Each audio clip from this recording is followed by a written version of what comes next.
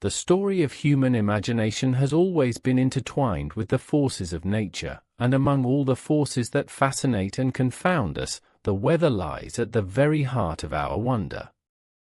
For as long as humans have lived under the open sky, we have raised our eyes upward, searching the clouds, watching the storms, and feeling the warmth of the sun or the chill of the wind. The passing of time, the rhythm of life, the survival of entire civilizations, all have been shaped by the patterns of weather, uncontrollable and vast. Yet throughout history, a question has whispered across the ages, one that tempts us with both hope and fear. What if the weather is not free at all? What if the weather, in all its majesty, in all its terror, is not truly natural, but shaped, influenced, or even directly controlled by human hands? As you listen to this story, allow yourself to imagine a world where the storm does not come by chance, where the rainfall is not the gift of clouds alone, and where the sunshine breaking through morning skies is the chosen design of hidden technologies. Such an idea draws us in because it feels both extraordinary and unsettling, both comforting and deeply alarming. Tonight we begin a meditative journey, a reflection that invites you to drift between the line of fact and speculation, history and imagination, science and myth. Close your eyes gently if you wish, let your breathing slow down, and allow the thought to settle like gentle rain across your mind. What if Earth's weather is being controlled, and what would such a revelation mean for us all? To understand why this question carries weight, step back for a moment into the past. Imagine the earliest humans, vulnerable beneath towering skies. Thunder rolled across vast landscapes, lightning cracked with a brilliance that struck fear into the heart, and the wind carried seasons of abundance and seasons of famine with no warning. To ancient peoples, weather was the language of the gods, a divine conversation beyond human comprehension. Entire mythologies were built around the cycles of rain, storm, and drought. To pray for rain, to fear the wrath of a storm god, was as natural as breathing. The weather was not only an expression of nature but a thread that wove spirituality, survival, and hope together. As civilizations grew, so too did humanity's desire to play even the smallest part in guiding the skies above them. Rituals to bring rain echoed in deserts, shamans danced beneath thunderclouds, and fires were lit in hopes that they would influence the heavens. Some cultures sang songs toward the horizon, believing sound could beckon the clouds, while others crafted offerings, trusting that respect or sacrifice might invite a gentler season. Though science had yet to reveal itself in their lives, one can almost sense a universal longing that has never truly left us, a longing to command or at least negotiate with the weather itself. Now let your mind drift slowly through history, and picture humanity moving closer to the modern age. The Enlightenment brought a new lens through which to see the skies, not as punishment from gods, but as systems of wind, pressure, and evaporation. Scientists began to study more deeply, watching the heavens with instruments, constructing theories, and charting the unfolding of weather with careful eyes. Gradually the mystery began to unravel, yet as it unraveled, the temptation only grew stronger. If weather is governed by rules, could those rules one day be used like strings on an instrument, played, adjusted, perhaps mastered? To some, the thought was exhilarating. To others, it was dangerous. But in either case, the seed of possibility had been planted, and humanity would not abandon the dream entirely. There is a quiet irony in the fact that weather is both universally shared and uniquely experienced. The warmth of a morning breeze on one continent can be mirrored by the torrential storms lashing another. A single hurricane crossing the sea has the power to destroy or to renew. When one person feels relief at rainfall, another may face flooding and despair. It is this duality that makes the notion of controlled weather both alluring and terrifying. Imagine if the rainfall were no longer random, but chosen. Imagine if one nation's fields flourished because someone decided the skies should open above them, while another region withered in drought because no rain was permitted to fall. Suddenly, the impartiality of the natural world would no longer exist, and weather itself would become a tool, or worse, a weapon. The whisper of control grows louder when one considers the advances of the last century. Technology rapidly reshaped every part of life on Earth, from communication that travels instantly through invisible networks, to the global movement of machines that allow humans to bend space and time in transit. Weather, however, remained wild, untamed, seemingly immune to our ambitions. Except, perhaps, some experiments began to suggest otherwise. Cloud seeding, chemical dispersal, radar systems that track not just what is, but what might be, and projects with names shrouded in controversy brought forth suspicion. Could the rains that fell have been encouraged? Could droughts have been prolonged? Could the ice, the hurricanes, the storms themselves, have been nudged or moved, however slightly, through clandestine endeavors? This is where the line between truth and story becomes soft and blurred. Documentaries, rumors, discussions among ordinary people, whispers on the edge of scientific possibility, all converge into the idea that someone, somewhere, might already be pulling the strings of the sky. Perhaps not always out of malice, but perhaps with motivations hidden from the rest of the world. Perhaps it is not every storm, not every rainfall, but a subtle guiding hand here and there, too discreet to be proven, yet too strange to ignore. As you listen, let yourself float in this ambiguity. Imagine weather patterns as threads in a giant tapestry, unseen weavers standing beside them, moving their fingers carefully, altering the way clouds drift and storms form.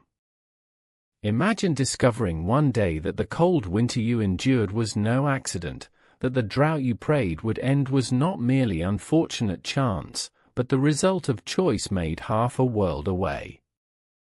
How would people react? Would they accuse? Would they celebrate? Would they resist? Would they simply adapt, as humanity always has, quietly and without question? Tonight, this is not a lecture, but an imaginative reflection. Allow each question to unfold like ripples across the surface of a still pond. For the first part of this journey, we simply settle into the thought itself, without answers, without judgments, but with openness. What if Earth's weather is being controlled? What if we are living within an illusion of natural cycles, when in truth those cycles are already in the hands of others? What if those sunlit mornings, those furious storms, those delicate showers that arrive when you need them most, were not gifts of chance, but designs of an engineer, unseen but present? The thought lingers because it is terrifyingly powerful, but also curiously comforting. To think that drought might be ended with the push of a button is a dream of salvation. To think that storms might be calmed with machines is a vision of protection. Yet the same dream carries shadows. If the power to control science is available, who decides how it should be used? Who receives the rain, and who endures the absence of it? Who are the gatekeepers of such a monumental force? And what if no one is watching them, no one is holding them accountable, no one even knows they are there? Throughout this opening reflection, notice how your body grows heavier with calm. The questions are vast, but they arrive not as burdens, only as gentle winds passing through your thoughts. The possibility of controlled weather invites wonder, skepticism, and unease alike, but all of these emotions flow into one collective stream of curiosity. That stream, quiet yet continuous, carries you deeper into this exploration. We are only at the beginning of the journey, yet already the skies above seem less familiar, as though the very air might be hiding its secrets. So rest here for a moment in the stillness, between the known and the unknown, between nature's freedom and humankind's ambition. Ahead lies a world of science, history, politics, and imagination, each adding weight to the possibility that has haunted thinkers for generations. But for now, surrender gently to the question itself, the question that will guide each step of this journey. What if Earth's weather is not what it seems? What if it is not the sky that chooses, but something else, perhaps someone else, shaping the seasons, sculpting the clouds, whispering commands to the winds of the earth? Sleep if you must, or simply listen in silence, for the wonder of mystery never demands haste. It asks only that we remain open, that we dream, that we imagine together. The weather has always been our constant companion, our wild teacher. Tonight, it becomes our riddle, our enigma, and our story. And so the opening rests upon your mind like the soft weight of falling snow. The question remains, steady and unbroken. What if Earth's weather is being controlled? When we first begin to think about the idea of controlled weather, it feels almost like a poem, a dream, something that belongs more to myth or science fiction than to the factual ground of reality. Yet the story continues because human civilizations are rarely content with dreams alone. They attempt to capture the dream, to materialize it, to construct a vessel for imagination and transform it into machinery, equations, devices, and experiments. To trace the possibility of weather control, then, we must immerse ourselves in the slow unfolding of science, the experiments that reach toward the sky, and the intricate networks of technology that grew quietly but persistently through time. The desire to shape weather did not begin with vast laboratories or secret projects, but with small and modest acts of intervention. Imagine a farmer centuries ago, standing beside his parched field, watching the earth crack beneath the burden of an unrelenting sun. In some corners of the world, fire was used to encourage rainfall, smoke rising into the air in the hope that clouds would gather and release water. Elsewhere, cannons were fired into the sky, vibrations echoing upwards, under the belief that thunderous sound could break a storm loose. These might seem quaint today, but beneath them lay a very serious logic, one that resonates across generations. If weather responds to forces, perhaps those forces can be guided. It does not matter if the science was crude or unfounded. What mattered is that the seed was there, and in different forms, humanity began to water the seed with persistence. As the 19th and 20th centuries arrived, curiosity only deepened. Scientists who once merely observed the clouds now wished to see what difference their own hand might make in shaping those clouds. It was no longer enough to describe the barometric pressures, the shifting winds, or the stages of condensation. The new ambition was bold. It was the urge to transform science into leverage, to make equations yield applied techniques, to reach from the laboratory into the sky itself. As aeronautics and chemistry advanced, so did this new appetite. Balloons carried instruments upward, chemicals were prepared and dispersed, and suddenly the sky was not just a place of observation but an active field of experimentation. One of the most compelling methods to arise in this age was cloud seeding. The idea, on its surface, was simple, almost elegant. Clouds are not uniform, but dynamic gatherings of moisture suspended in the atmosphere, droplets waiting for conditions that will allow them to grow heavy enough to fall as rain.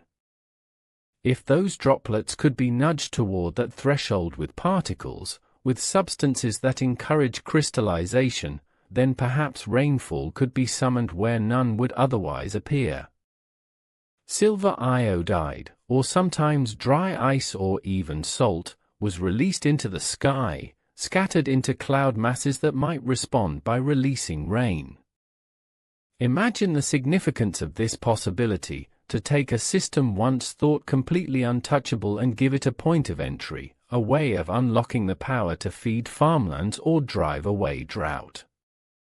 Of course, every new method produced not just hope but questions. Did it really work? Were the outcomes consistent? Was the rainfall truly caused by the seeding, or was it merely coincidental, the cloud destined to rain regardless? Arguments rose in scientific institutions, debates filled papers, and nations themselves began to wonder whether these techniques might become strategic tools. Suddenly, farmers were not the only ones dreaming of rainfall. Politicians, militaries, and corporations began to see the potential of altering skies in their favor. A technology so subtle, so invisible to most, could become one of the most profound methods of influence. And yet, weather refuses to bow easily. The atmosphere is vast, complex beyond imagination, structured not by one equation but by a multiplicity of interconnected systems.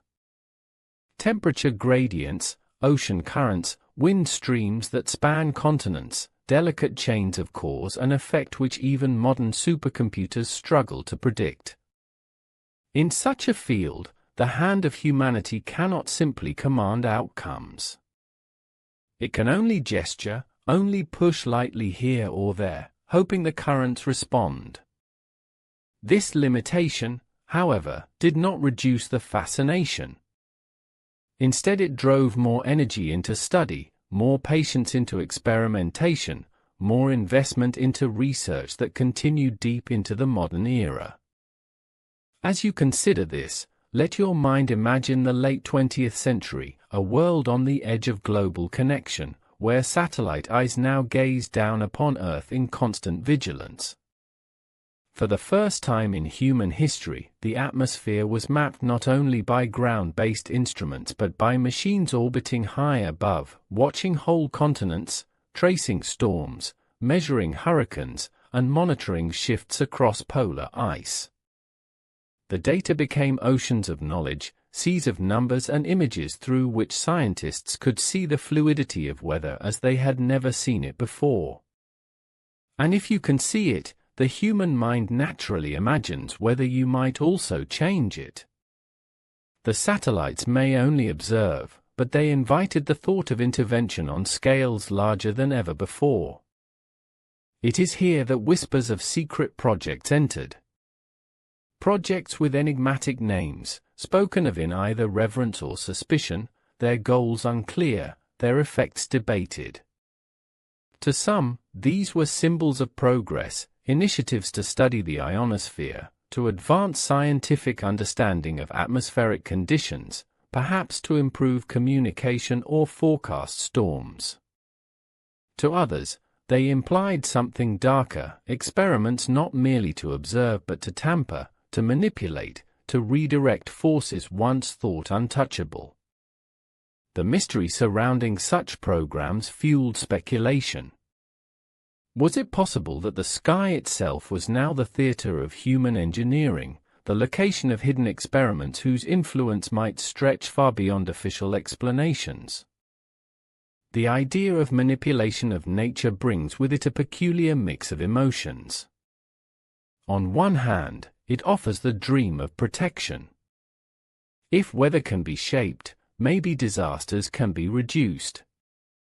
Entire villages could be shielded from devastating floods. Crops could be nourished precisely when needed. Lives could be saved by dispersing storms before they gain their fury. But on the other hand, weather itself could also be weaponized. If deserts could be given rain, then fields elsewhere could be deprived of it. If hurricanes could be steered, then the destructive force of nature could be guided toward those who are unprepared. The very neutrality of the planet's climate could be transformed into an arena of strategy and rivalry. This is why the subject never feels simply scientific. It feels moral, political, and even existential. Think, for a moment, of what control truly implies. Control suggests direction, choice, intention. But once intention enters the sky, balance is broken. An ordinary storm, left to the impartial laws of physics, belongs to no one and everyone at once. It arrives without malice and without partiality. Yet a storm released deliberately, rain induced purposefully, drought sustained artificially, these are laden with responsibility. Who should bear that responsibility? A nation? A scientist? A council of the world? And what happens when mistakes occur? Because mistakes, inevitably, always occur. A push too strong, a shift uncalculated, a climate tipped more sharply than imagined. It is this precipice between possibility and peril that fascinates thinkers today. The idea of geoengineering deliberately altering Earth's systems to counteract or guide climate phenomena is no longer dismissed entirely as fantasy. It has moved into the arena of serious policy discussions, even if its realities remain controversial. Proposals of spraying aerosols into the atmosphere to reflect the heat of the sun, of pumping carbon from the air or altering ocean currents to stabilize temperatures, are spoken with cautious voices by scientists who recognize both the potential and the enormity of what is suggested. And while most of these ideas are admitted to be theoretical or experimental at best, they all belong to the wider family of thought. The weather, which for billions of years has been left untouchable, is now at least conceptually within humanity's realm of discussion. Pause here with this reflection, as the thought deepens and widens. If we even think of controlling the weather, it reveals something profound about our species. It reveals our insatiable ambition, our unwillingness to stand idle before forces greater than us. It reveals our ingenuity, our creativity, but also our impatience, our lack of humility, our tendency to press forward without always considering the vast web of effects hidden behind every action. Standing beneath the sky, we are both children and engineers, both dreamers and disruptors, both stewards and gamblers with forces too immense to fully comprehend. Beneath this meditation lies the essential paradox: the very technologies that promise salvation are the same technologies that threaten new disasters. To inject chemicals into clouds to create rain in one location may mean less rain in another. To push atmospheric systems toward balance in one region might destabilize conditions elsewhere. The interconnectedness of climate is unforgiving, and yet, the temptation to intervene does not vanish. Instead, it grows in proportion to the dangers of climate change around us. As the Earth warms, as deserts expand, as storms become more destructive, the voices calling for active weather control rise more urgently. It is here that the subject feels not just speculative, but timely, even inevitable. Imagine the decades ahead, as water scarcity spreads, and entire populations strain toward survival. Think about the weight of governments searching desperately for solutions, the weight of industries built on agriculture demanding relief, the weight of billions of lives caught in the fragile cycle of rain and sun. Under such pressure, even the most cautious nations might feel drawn to test the skies, to attempt modifications, to seek relief in the tools they once called too dangerous. And if some attempt succeeds, no matter how small the scale, word will spread, questions will multiply, and rivals will rise to match what others have achieved. Soon it may not be a question of whether weather control is possible, but of who dares to act first. This is where the meditative rhythm of tonight's reflection leads you deeper into the undercurrent of unease. When clouds become commodities, when storms become platforms of power, when rain and drought are rationed by decisions rather than fate, the world itself changes in spirit. It becomes a place no longer bound by impartial cycles but by human calculations that may serve some and forsake others. It becomes a place where nature itself is politicized, and the raw power of the world's skies is absorbed into the machinery of human ambition. And so you breathe more slowly now, letting the weight of the thought relax across your mind. Do not rush to conclusions, let the idea take shape gradually. The sky you saw today, the weather you felt, may simply have been the gift of natural cycles. Or perhaps, quietly, subtly, some part of it was not. These are not truths we can grasp with certainty, and that uncertainty itself is part of the story. It is why this question remains alive, spinning through conversations, haunting imaginations. Not because we know it is true. Not because science has conclusively proven such vast control exists. But because the possibility cannot be dismissed, the stakes are too high, and the patterns of history suggest that humankind may indeed be bold enough to step further and further, until even the skies themselves become canvases of our design. Let your mind wander across these questions as if they were clouds drifting overhead. Let them pass slowly, steadily, without forcing answers. Simply consider.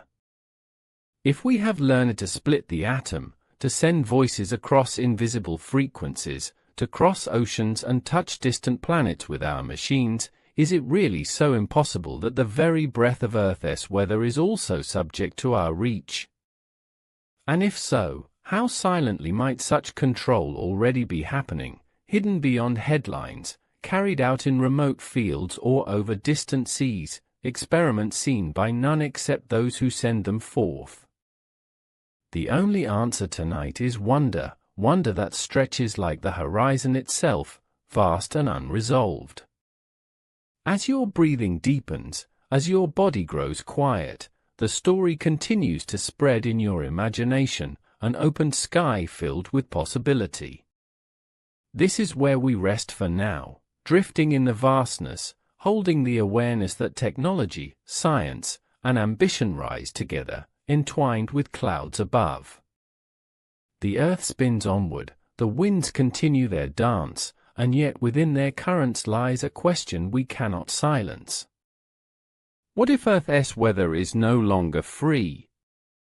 What if it answers not to chance, nor to nature alone, but to the unseen decisions of human hands?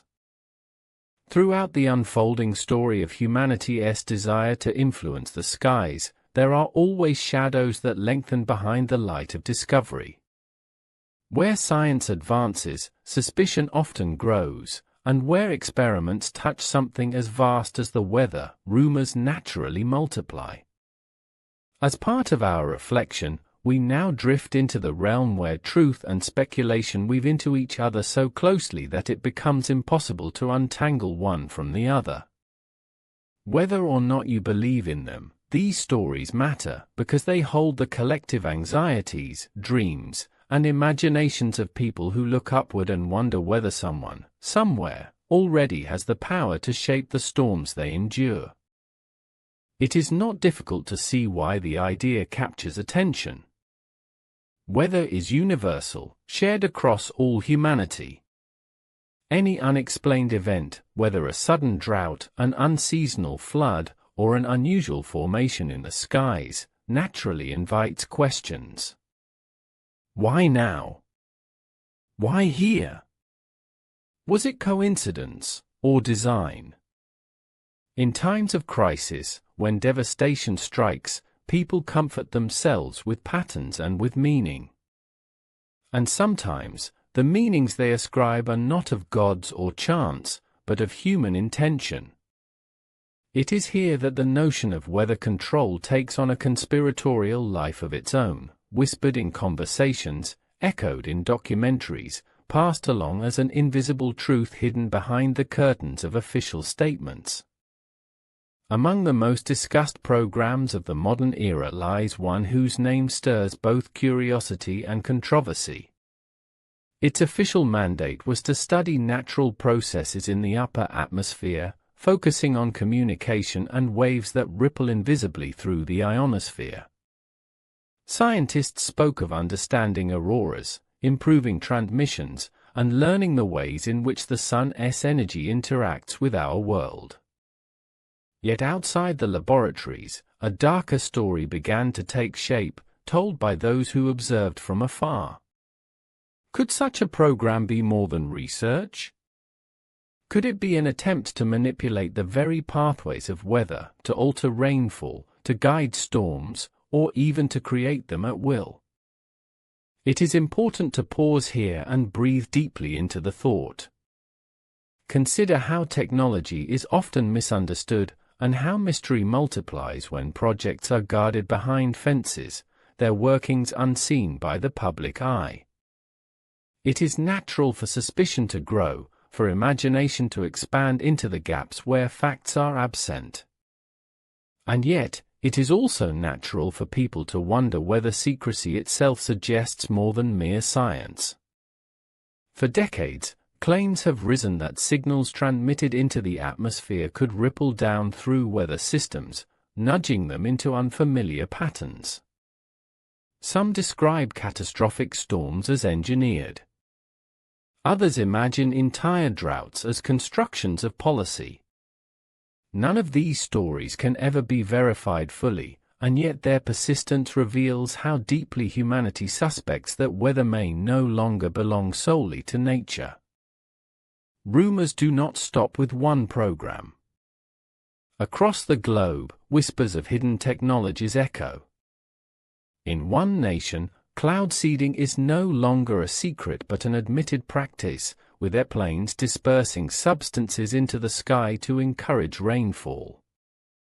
Entire celebrations have been sustained by such actions, ensuring bright sunlight when parades march through capital streets. Elsewhere, large-scale geoengineering proposals are debated quietly, strategies that might involve dumping reflective particles into the stratosphere to mitigate global warming, strategies that sound both grand and unsettling in scope. Each piece of information nourishes the narrative that humanity is not just capable of influencing weather, but already doing so in ways that extend further than we realize. Even more haunting are the stories of chemtrails, the lingering streaks across the sky left by airplanes, their shapes forming grids or lines that seem almost too deliberate. To scientists, these trails are ordinary contrails, water vapor crystallizing behind the engines of high-flying jets. Yet to others, they are evidence of hidden dispersal, substances deliberately spread across the heavens for purposes unknown. Could it be weather control? Could it be climate modification? Could it even be an experiment in something far stranger, something that touches not only air and rain but health itself? Regardless of their validity, these interpretations show us the depth of unease humanity carries about the unseen in our atmosphere. What is invisible always invites fear, for what cannot be measured can easily be imagined. Consider how suspicion shifts when disasters grow stronger. Hurricanes that defy prediction, storms that deepen beyond expected velocity, fires that rage following years of drought. In the aftermath, online channels and quiet conversations alike fill with claims, "This is no accident. Someone has engineered this. Someone has allowed this to unfold." The scientific community offers explanations rooted in warming seas and shifting jet streams, but the whispers refuse to die. It is as though part of the human psyche prefers to see agency behind randomness, intention behind coincidence. When devastation falls, chaos feels intolerable, and the mind seeks to assign responsibility, however shadowy or unreachable. Weather, therefore, becomes not only a natural hazard, but a possible weapon, wielded by unseen figures in unseen places. It is illuminating to think of warfare in this light. Weapons traditionally strike with fire and steel, with explosives and precision. Weather, however, carries destruction on a different scale. A single storm can topple entire cities, a drought can cripple whole economies, a blizzard can grind nations to paralysis.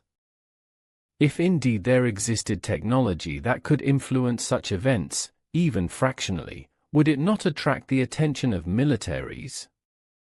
The idea is chilling, the possibility that beyond the horizon of defense programs lie strategies for directing clouds and steering hurricanes.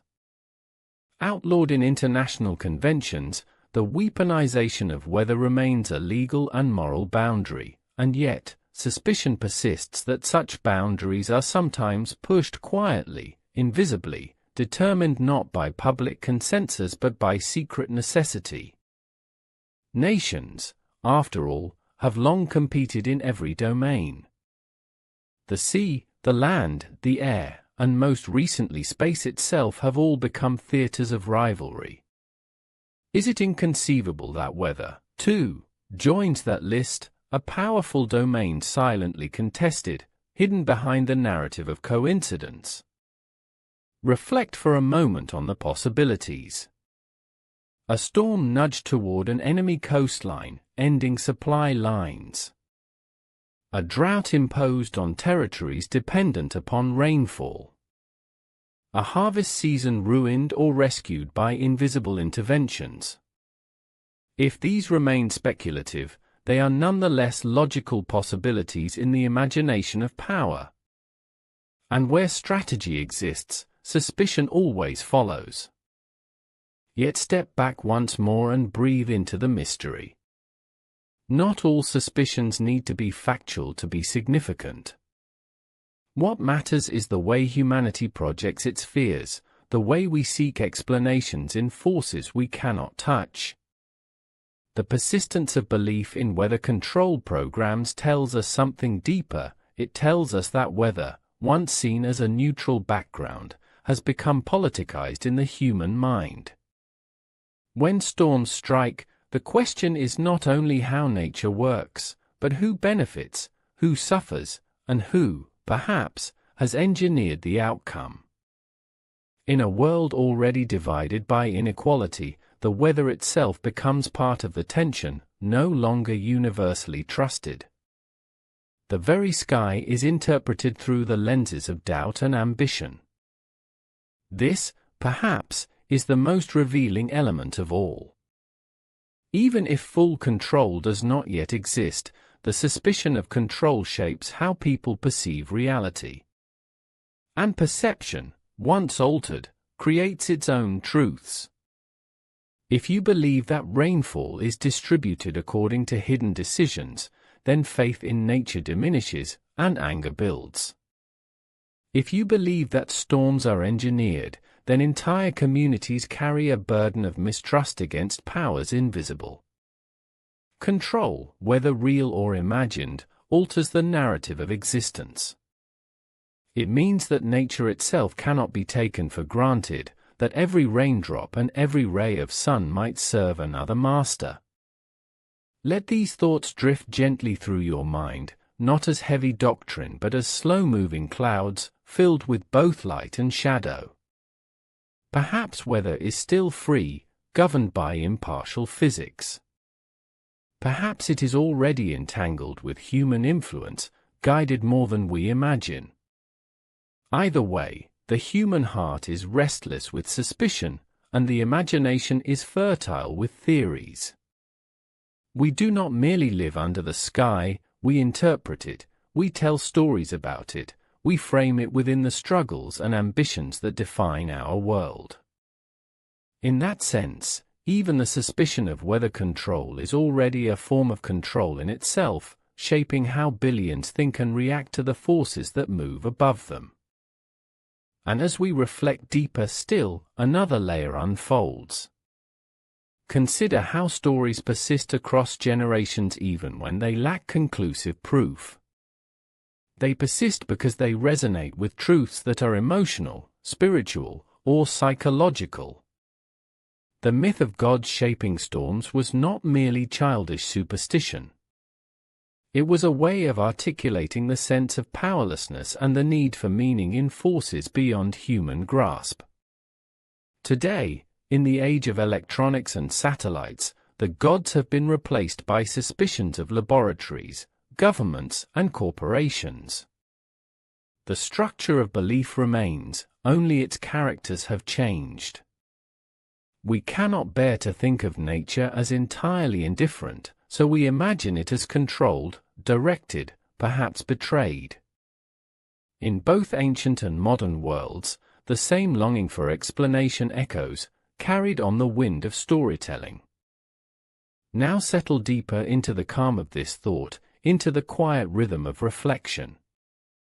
Whether we speak of myths or of rumors about cloud seeding, whether we discuss verified experiments or long-standing speculations about massive projects, what ties them together is the collective human belief that weather is too important to be left entirely undefended. For survival, governments will reach. For agriculture, societies will intervene. For power, rivals will imagine new domains of influence.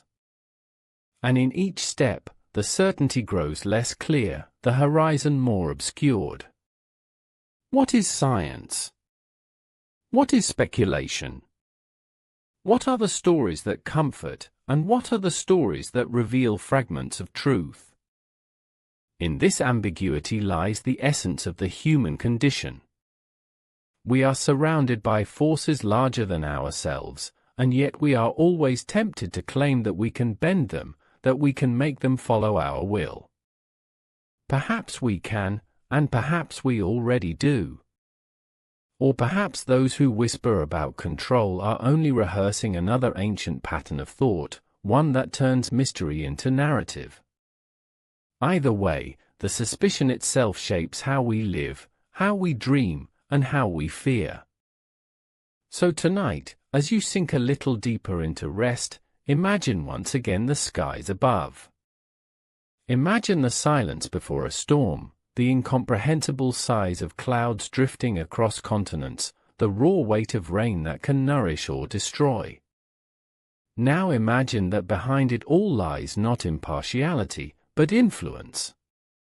Does that comfort you, or disturb you? Does it relieve your anxiety that someone is watching over the climate, or does it fill you with unease that those hands may act for their own reasons, reasons hidden from the billions who depend on the balance of the world? No matter where your thoughts rest, the question continues to breathe through you, refusing to vanish.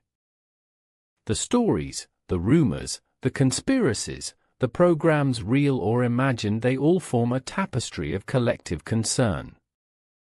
And within that tapestry, one thread always calls us back to the center. What if our weather is no longer free? What if, unnoticed and unrecorded, it has already been caught in the machinery of human ambition?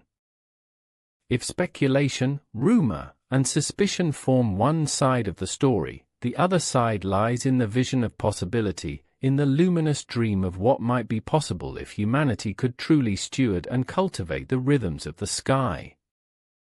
To imagine weather under human guidance is not only to imagine manipulation, control, and secrecy, but also to imagine potential salvation, gifts of abundance that could rewrite the fate of entire civilizations. One reason the subject refuses to vanish, one reason people return to the speculation year after year, is not only fear but hope. The hope that if this power can exist in hidden corners, it might one day exist in the open, a gift shared by all of humanity. When we pause in the quiet of the night to consider this hope, it blooms like a seed waiting in fertile soil. Picture the deserts of the world, vast and dry, where for centuries human beings have struggled against scarcity. In such places, the arrival of rain is like a miracle, transforming dust into green, filling rivers that lie dormant most of the year. What if the miracle were no longer left to chance? What if the hands of engineers, scientists, and caretakers could bring that rain with purpose, exactly when and where it was needed? Imagine barren lands transformed into fields of nutrition, orchards of fruit, reservoirs that no longer run dry. In this vision, weather control does not sound like a weapon but like a blessing, a long-awaited triumph of intelligence and cooperation. Consider agriculture, the thread that sustains humanity's vast populations. Farmers live at the mercy of rainfall, their crops rising or failing according to the clouds. Whole seasons are gambles, each seed a prayer offered to uncertain skies. And behind each season lies the hunger of millions who depend on the outcome. If rainfall could be summoned, if drought could be banished, the endless suffering of famine might finally be broken. In regions where climate has long punished survival, prosperity could finally flourish. Generations of fear would yield to a new confidence, the confidence that the sky itself has become a partner rather than a threat. It is not only rain that such stewardship might provide. Consider storms that devastate coasts, hurricanes that carve destruction across nations. Year after year, we watch the catastrophic winds, the flooding, the loss of home and life, so often beyond any power of defense. If control were possible, even in the smallest degree, we might alter those storms before they reach their fury. We might soften their edges, steer them away from the most vulnerable populations, break their destructive cycles before they escalate. Imagine the relief of families who no longer need to flee, cities no longer placed at the mercy of walls of water, landscapes no longer reshaped by violence. Instead of preparedness for disaster, we might prepare for protection, our skies no longer unpredictable but cared for with intention. Drift deeper still and picture another possibility, the struggle against a changing climate. Already our world warms with accelerating speed, polar ice diminishes, seas rise, and extremes become familiar. Amid this shift, humanity faces choices that feel urgent and overwhelming. Yet the very technologies once dismissed as speculative are now discussed as tools of survival. If sunlight can be reflected back into space, perhaps our world could rest in balance once again. If carbon could be drawn down or ocean systems nourished, perhaps temperatures could be held steady. The weather, in this vision, is no longer a danger but a canvas on which to paint the stability our civilization requires.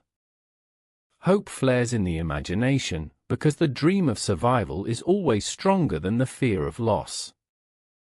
Let the thought continue to expand, softer, wider. Weather stewardship could even be used not simply to prevent harm but to nurture. Think of regions that now face instability not because of war or poverty, but because of climate itself. Nations that endure fire, drought, or endless floods might be steadied in their growth, stabilized by skies that no longer betray them.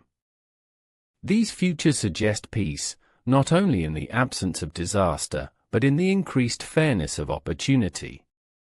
When the playing field of environment is leveled, when once barren lands blossom, when once vulnerable nations recover, perhaps the inequalities that drive conflict could begin to soften. In this dream, the guiding of weather becomes a guiding of peace itself. Of course, dreams bring their own questions. As soon as one imagines abundance guided by skies, the inevitable question follows: who decides? Who has the access, the authority, the instruments to enact such change? Rain that falls in one land may mean less in another. A storm guided away from one shore might arrive at another. Abundance given to millions could mean scarcity for others. Thus, the dream twists with complexity, for in controlling weather, humanity takes responsibility not merely for protection but for fairness, equity, and justice. The question is no longer simply whether weather can be guided, but whether it can be guided wisely. And wisdom, history teaches us, is often as fragile as the weather itself. Pause with this thought, gently, as though it were a stone placed into a still pond, its ripples expanding beyond sight. Weather, once impartial, becomes entangled with human decision. Imagine the vast councils that might need to convene, representatives from every nation, to ensure that skies are not stolen, that rainfall is not hoarded, that storms are not directed against rivals. Imagine the treaties, the debates, the discourses in a chamber where the very clouds of earth are subject to votes. Such an image feels noble, but it also feels tenuous. Not all will agree. Some may demand more rain, others less, some may demand sunlight for crops, others clouds for cooling. Even controlled, weather remains endless in consequence, touching every life without exception, its ripple of effects impossible to contain fully within any one decision. And yet beyond these questions, the vision retains its power. Those who imagine weather control as benevolence do so because of faith in humanity's better nature that at its heart, our species wishes to nurture rather than to harm. This faith lives in the stories of people who dream of planetary repair, who look at technologies not merely as weapons but as instruments of balance. If we already channel rivers, stabilize mountainsides, dam oceans, reforest deserts, why should we not also seek to calm storms and guide rainfall? From this perspective, the control of weather is simply the next step in a long arc of protection, the attempt to create not only a survivable planet but a thriving one. Let yourself drift in this paradox as night deepens. On one side lies fear, suspicion of hidden programs, manipulation for control and warfare. On the other lies hope, faith in deliberate compassion, the dream of stability and generosity woven into the clouds. Both stories arise not because we know the truth with certainty, but because weather matters deeply to all of us. Its impartiality is both reassurance and threat. Its potential to be guided awakens both dread and longing. And within that contradiction lies the heart of humanity's relationship to nature itself. The forward motion of history suggests we may one day face the decision clearly, openly, undeniably. If technologies evolve, if evidence accelerates, if the crises of climate demand action, we may find ourselves standing not in rumor or suspicion but in reality, with instruments in our hands and choices on the table. Shall we restrain ourselves? Shall we encourage rainfall for the hungry, calm storms for the vulnerable, shield the earth from warming skies? Or shall we fear the consequences, afraid that in moving one piece we disturb the whole system? No answer is given tonight. Instead, the thought is left open, drifting like mist. The only certainty is that if such power is possible, the choice will eventually arrive. And until that choice arrives, people will continue to whisper, to hope, and to fear. The skies will continue to inspire suspicion and longing. The rains will fall, the winds will shift, storms will rise and pass. Some will call them divine, some will call them science, some will call them controlled.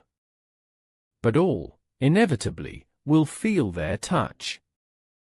For the weather is the one force that unites us all, and whether by chance or by choice, its influence upon our lives is eternal. So rest now in this dream of benevolence, in this vision of what might be possible if skies could be shaped with care. Let your mind drift across oceans, through deserts, over mountains, watching as parched landscapes bloom, as storms dissolve before they strike, as warmth and coolness balance gently across the earth. This is the dream that accompanies the rumor, the light that answers the shadow. In it lies hope as vast as the horizon, as delicate as a drop of rain, as infinite as the wind. And as you breathe more deeply, surrendering to calm, this vision becomes not heavy or anxious but soothing, a story told not to alarm but to dream. For to dream is the beginning of every movement forward, the quiet heartbeat of change. The weather will always surround us, but perhaps one day, we will surround it as well, not with dominance but with guidance, not with arrogance but with humility. Until then, the question remains, patient, steady, eternal, suspended above us like the endless sky. What if the rain, the storms, the sunlight, are no longer accidental, but already nurtured by hands unseen? What if in their quiet work, far away, someone has already planted seeds in the clouds, steering the winds, guarding humanity without our knowledge?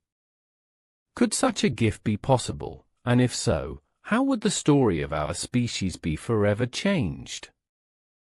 Where hope glows, shadow follows, and where humanity dreams of benevolent guardianship, darker possibilities rise, each more unsettling than the last.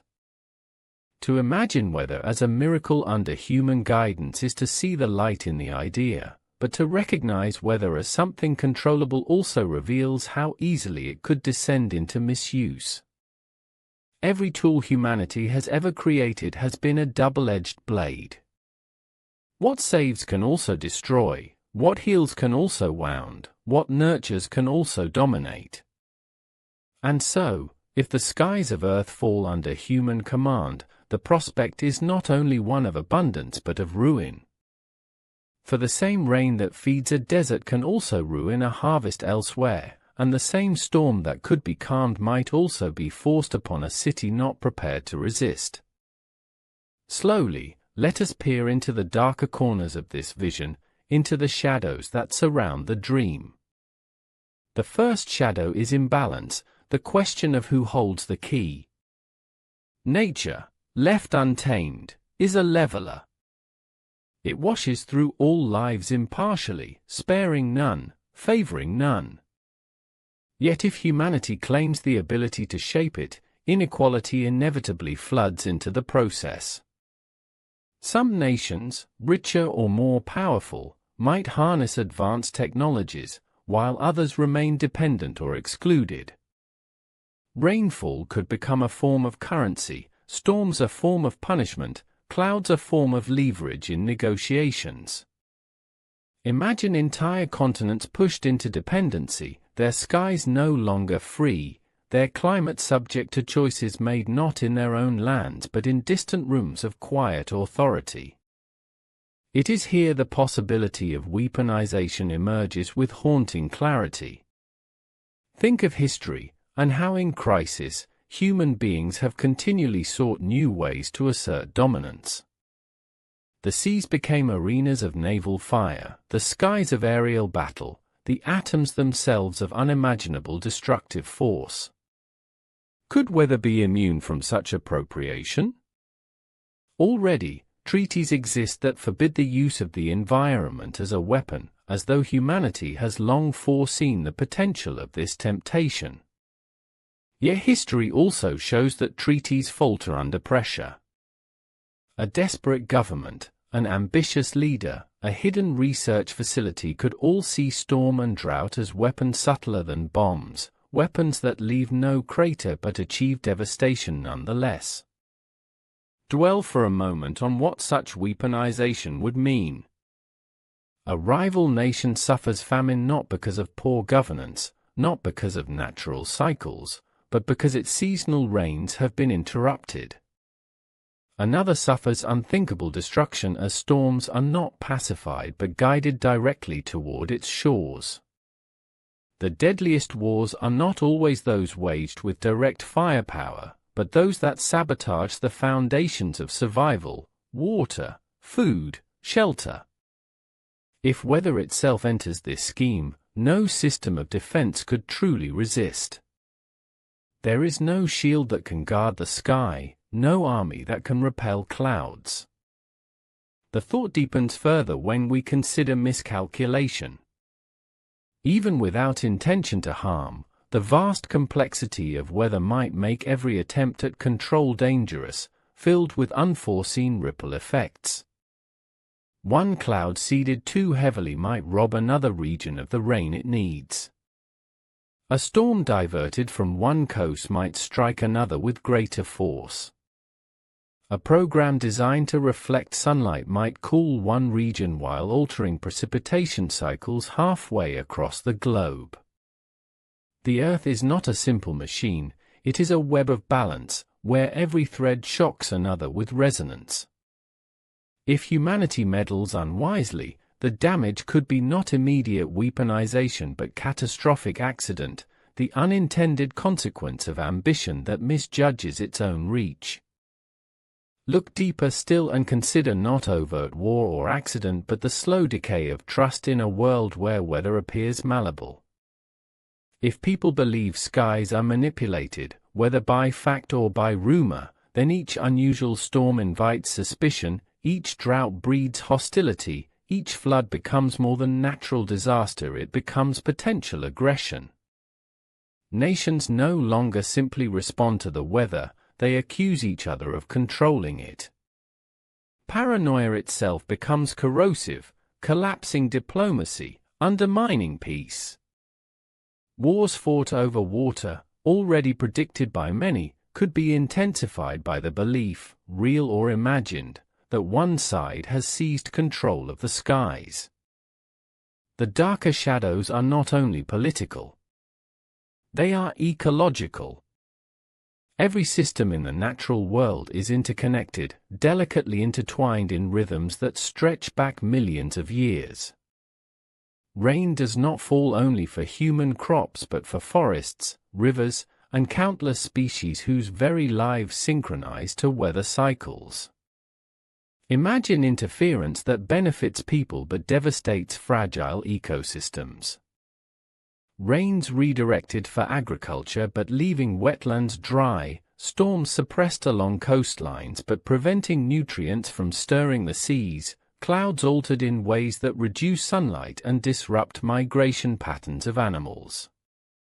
The ripples of intervention may stretch far beyond human calculation, quietly unraveling ecosystems until the balance of entire biomes collapses. The tragedy may be invisible at first, but gradual, insidious, irreversible.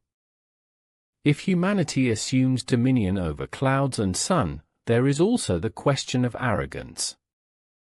The temptation to believe we can master forces infinitely greater than ourselves may blind us to humility.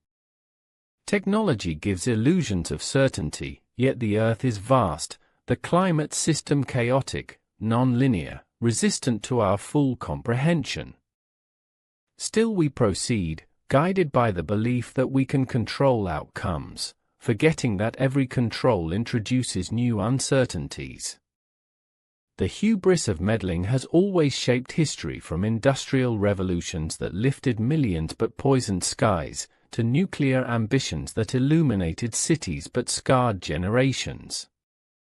Weather control might be the latest chapter of this recklessness, a grand attempt at mastery that conceals its dangers until it is too late. And consider the morality. To decide the weather is to decide the fate of lives.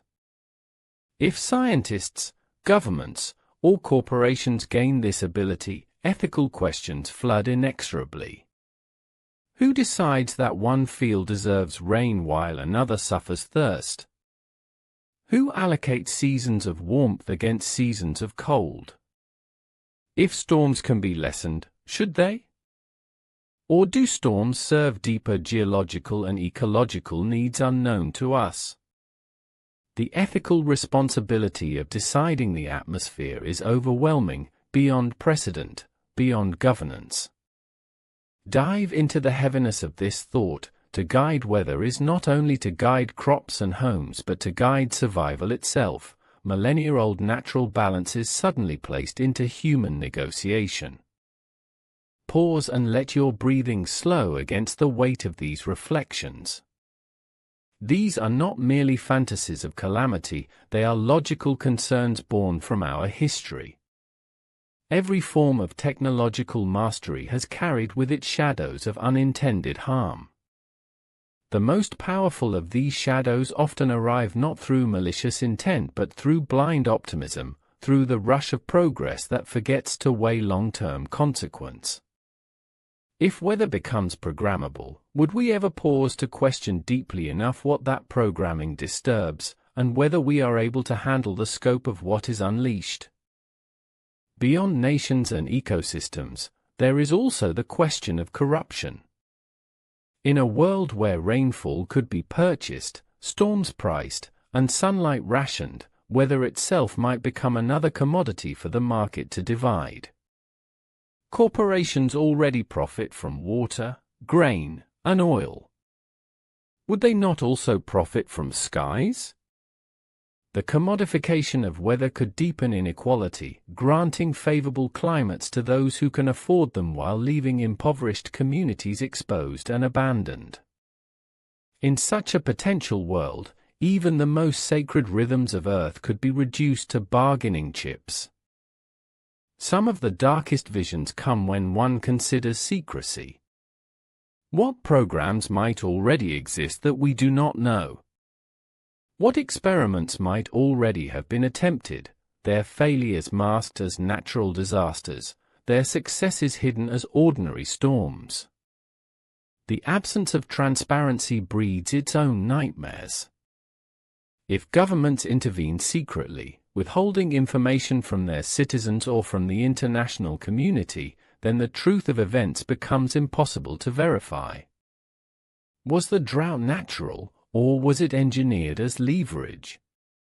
Was the hurricane intensified by chance, or by error? Was the flood a sign of climate change, or of a program gone awry?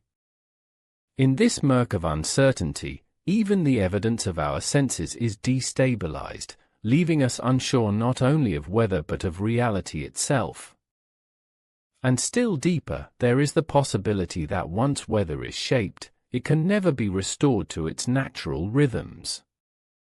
Some interventions, once attempted, may irreversibly alter patterns for generations. The planet does not reset like a switch, it adapts, it cascades into new equilibria, which may not resemble the world we long to preserve. The result could be a climate not of our choice but of our mistake, constructed unintentionally, an unplanned experiment written into the very air we breathe, the rains we drink, the soils we till. Such thoughts haunt with unease, reminding us that to touch the fabric of the sky is to touch all threads of existence.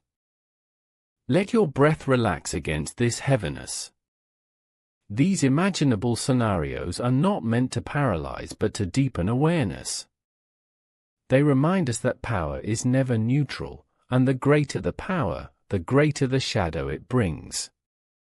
To consider weather control is to stand at the edge of unfathomable responsibility, both potential gift and looming curse.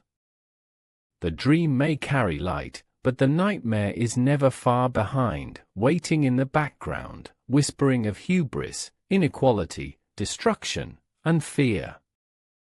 As the reflection deepens into your listening, you may feel the uneasy duality settle like twilight, hope and dread, light and shadow. One cannot exist without the other. To imagine a future of controlled skies is to imagine both abundance and famine, both peace and war, both balance and collapse.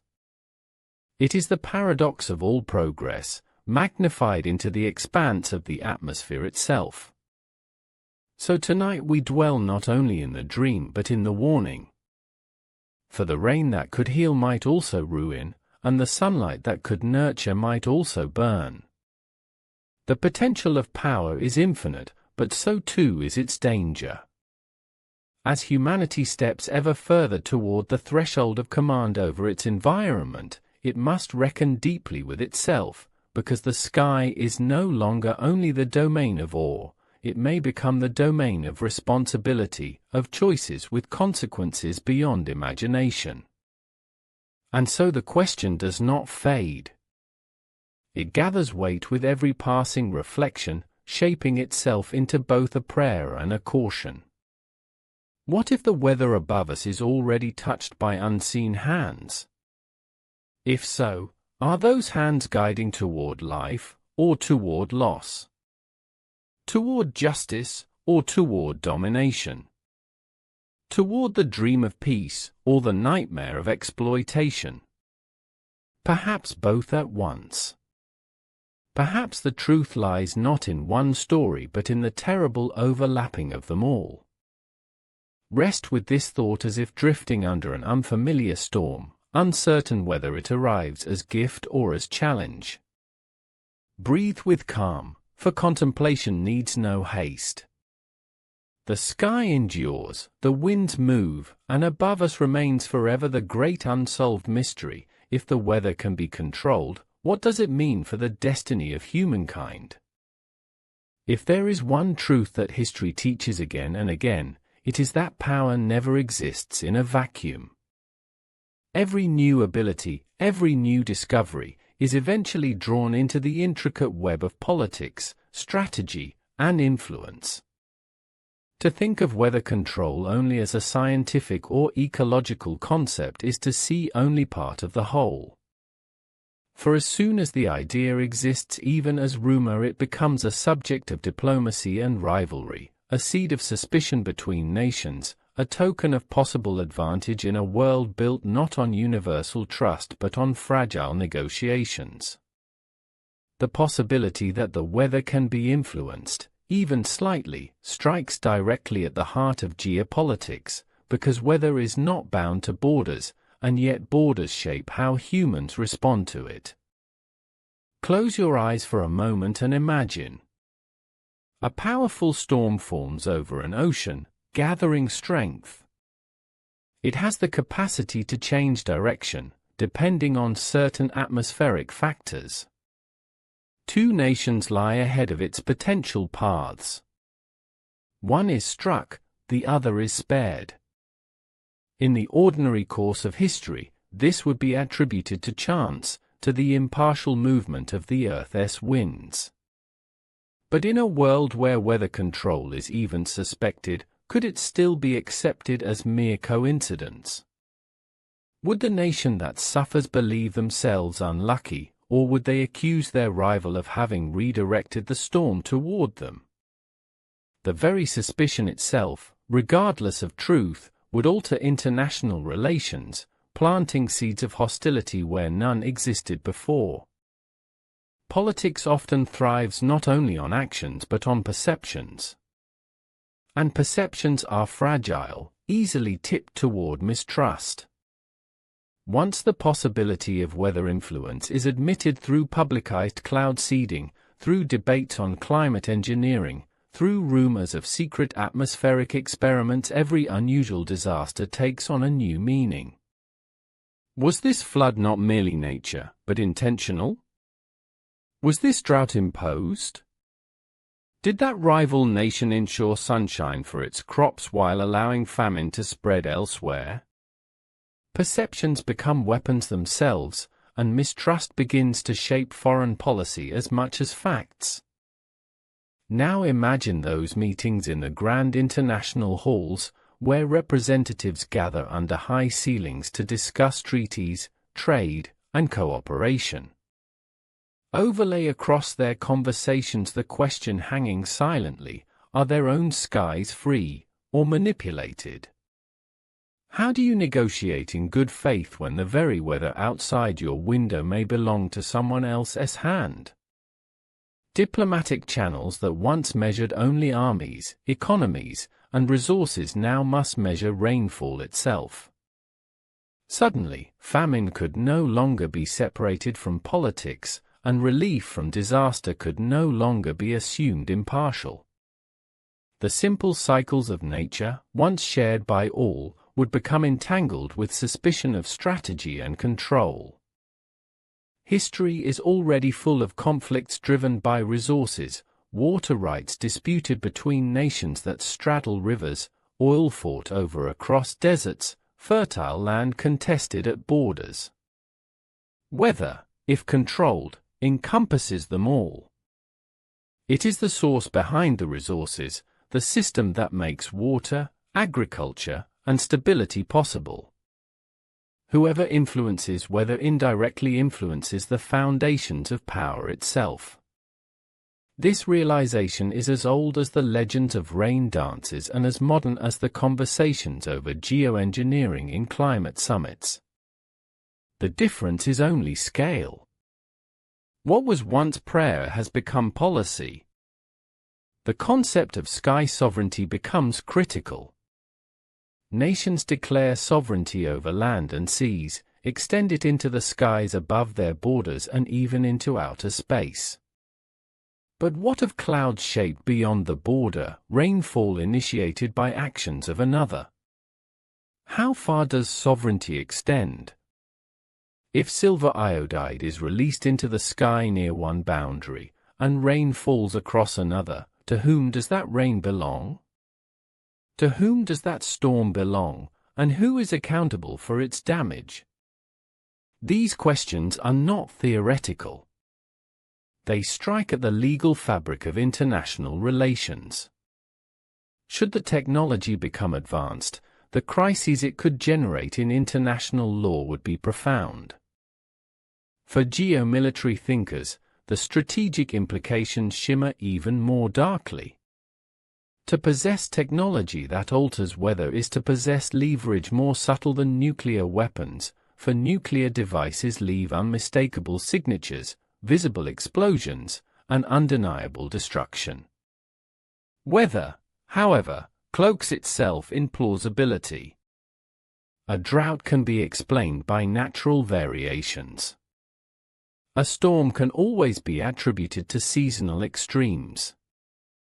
The ambiguity itself becomes the weapon. It allows denial, concealment, the ability to shape outcomes without leaving proof. What stronger tool of influence could there be for those who desire control while hiding their hand? And thus, in the imagination of geopolitics, weather control becomes not only a possibility but a destabilizer. The treaties of old, designed to limit environmental manipulation signed decades ago when the vision was still a distant one, may not carry the same strength if nations believe their rivals are experimenting nonetheless. Arms races have a pattern, and this would be no different. The mere suspicion that one nation might succeed in mastering the skies would compel others to try the same.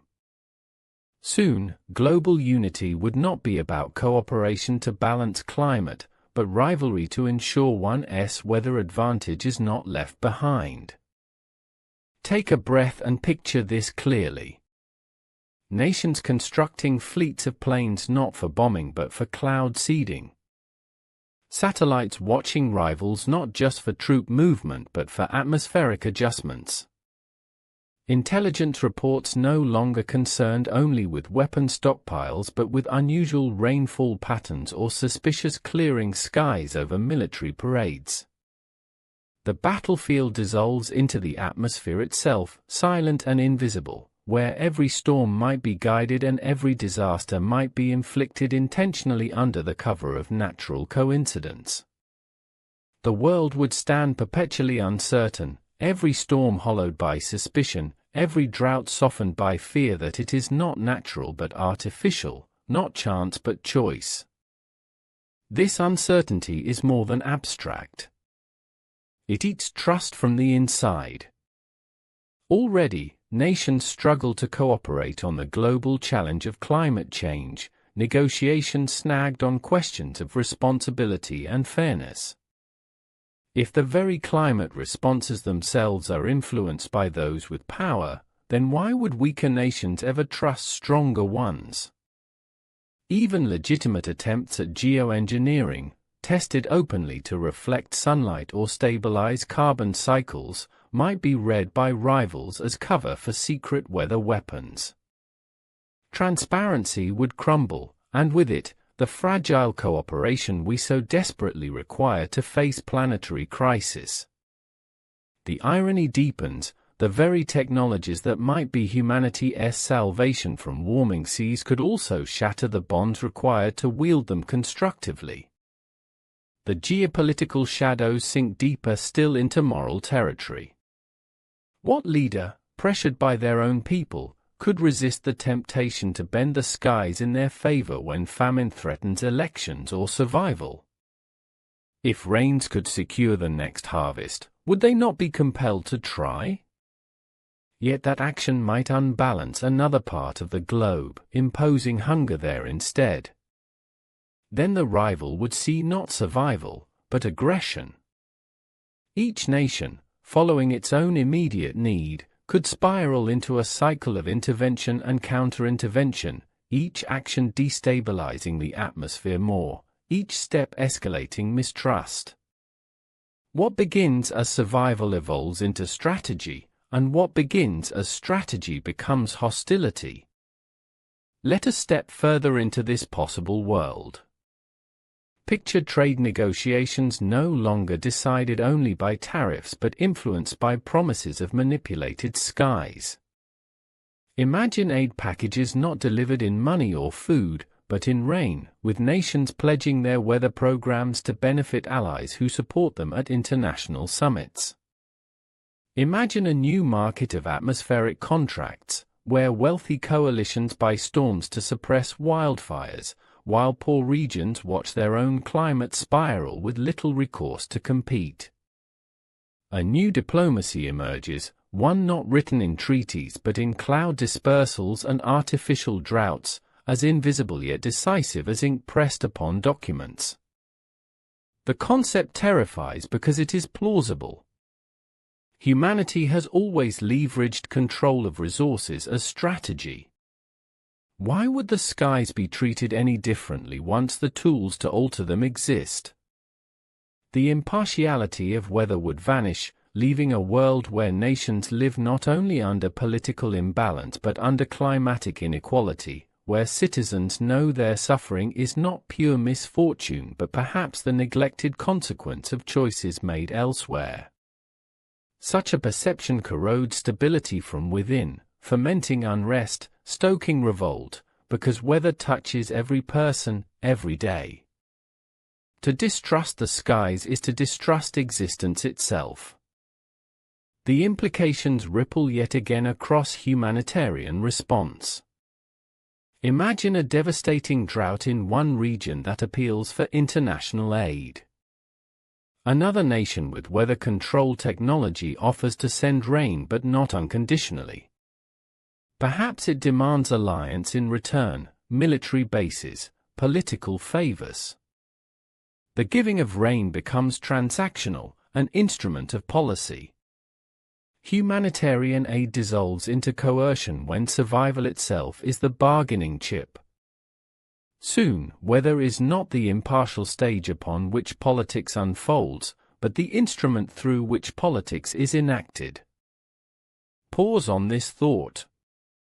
The very fabric of international relations could be rewoven under these conditions.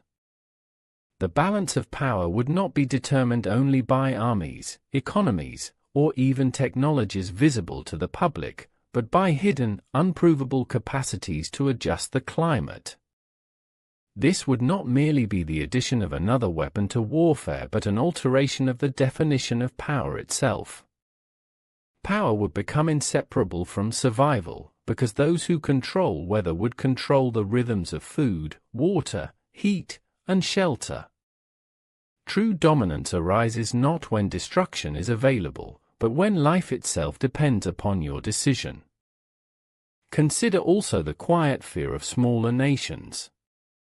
Already feeling vulnerable under the shadow of larger powers, they might watch every fluctuation of the sky with paranoia, unsure whether disaster is natural or imposed. And within their anxiety lies the seed of conflict. History teaches us that fear often triggers war as readily as aggression. In such a world, storms do not simply destroy cities. They destroy trust, and in a world without trust, peace becomes impossible. As you listen to these possibilities, breathe through the heaviness, recognizing them not as inevitabilities but as reflections. Shadows show us what is at stake. They reveal the darker contours of possibility, the fragility of global stability in the face of technologies that blur the line between nature and politics. The weather ceases to be weather. It becomes negotiation, leverage, suspicion, competition. Famine becomes accusation. Disaster becomes strategy. And in the silence between nations, mistrust becomes permanent. And yet here, at this edge, recognize also the choice waiting in the background. None of this is inevitable. All of it remains within the unfolding fabric of human decision. The weather may indeed remain untouchable, its impartiality forever beyond control. The rumors may dissolve as shadows do with dawn. Or, perhaps, the technologies will advance, and humanity must stand together to decide, deliberately, whether the skies belong to all equally or to those with the strength to seize them. The stakes could not be higher, because the issue is not only environmental but existential. The sky has always been humanity's shared cathedral, unowned, ungoverned, beyond the reach of human claim. To imagine it politicized, divided among powers, reduced to another weapon of policy, is to imagine a fundamental break in the way civilization has always perceived nature. To imagine it belongs to nobody but physics is to cling to relief. But to admit it might be seized is to realize geopolitics no longer ends at the border or the battlefield. It extends above, into the very clouds. So let your thoughts drift, perhaps heavy now, perhaps uneasy. For we are contemplating influence not of territory, but of existence. To control weather is not only to manipulate climate but to manipulate life. What would alliances look like in such a world? What would friendship mean? What would aggression mean? How could trust ever be secured again when a storm upon the horizon might carry not random chance but intention? Rest with this unease, because unease is part of the contemplation. Every question is left suspended, every thought another ripple crossing outward. If humanity one day takes the skies as an instrument of politics, then the world we know will be forever transformed. Above every border, every river, every mountain, the winds will whisper the same riddle: is this storm born of nature, or of the hands of men? That riddle, unanswered and perhaps unanswerable, becomes the heartbeat of our time, the rhythm between trust and suspicion, survival and power. The politics of the sky have begun, whether imagined or real. And as we look upward, silently, in wonder or in fear, we are forced to admit the question will not leave us. What if today's weather is more than weather? What if it is already politics, already strategy, already one nation's advantage and another's despair? What if the clouds above us now are the first battleground of a new world, where war is fought not with fire, but with rain, where peace is not determined by treaties alone, but by the unseen hand that can hold back or release the storm? After traveling through the shadows of suspicion and the heavy weight of geopolitics, another possibility quietly appears, as if dawn were breaking after a long, storm-tossed night. For if humanity has shown throughout history that power can be corrupted, it has also shown again and again that power can unite, that discovery can inspire collective purpose rather than division. If weather truly can be guided, then we must not only imagine the darker corridors of mistrust but also enter into the luminous hall of what might be when the skies are governed by cooperation instead of rivalry. It is here the vision shifts from suspicion and weaponization to collaboration, from secrecy to openness, from control to stewardship. Breathe slowly as you picture this possibility.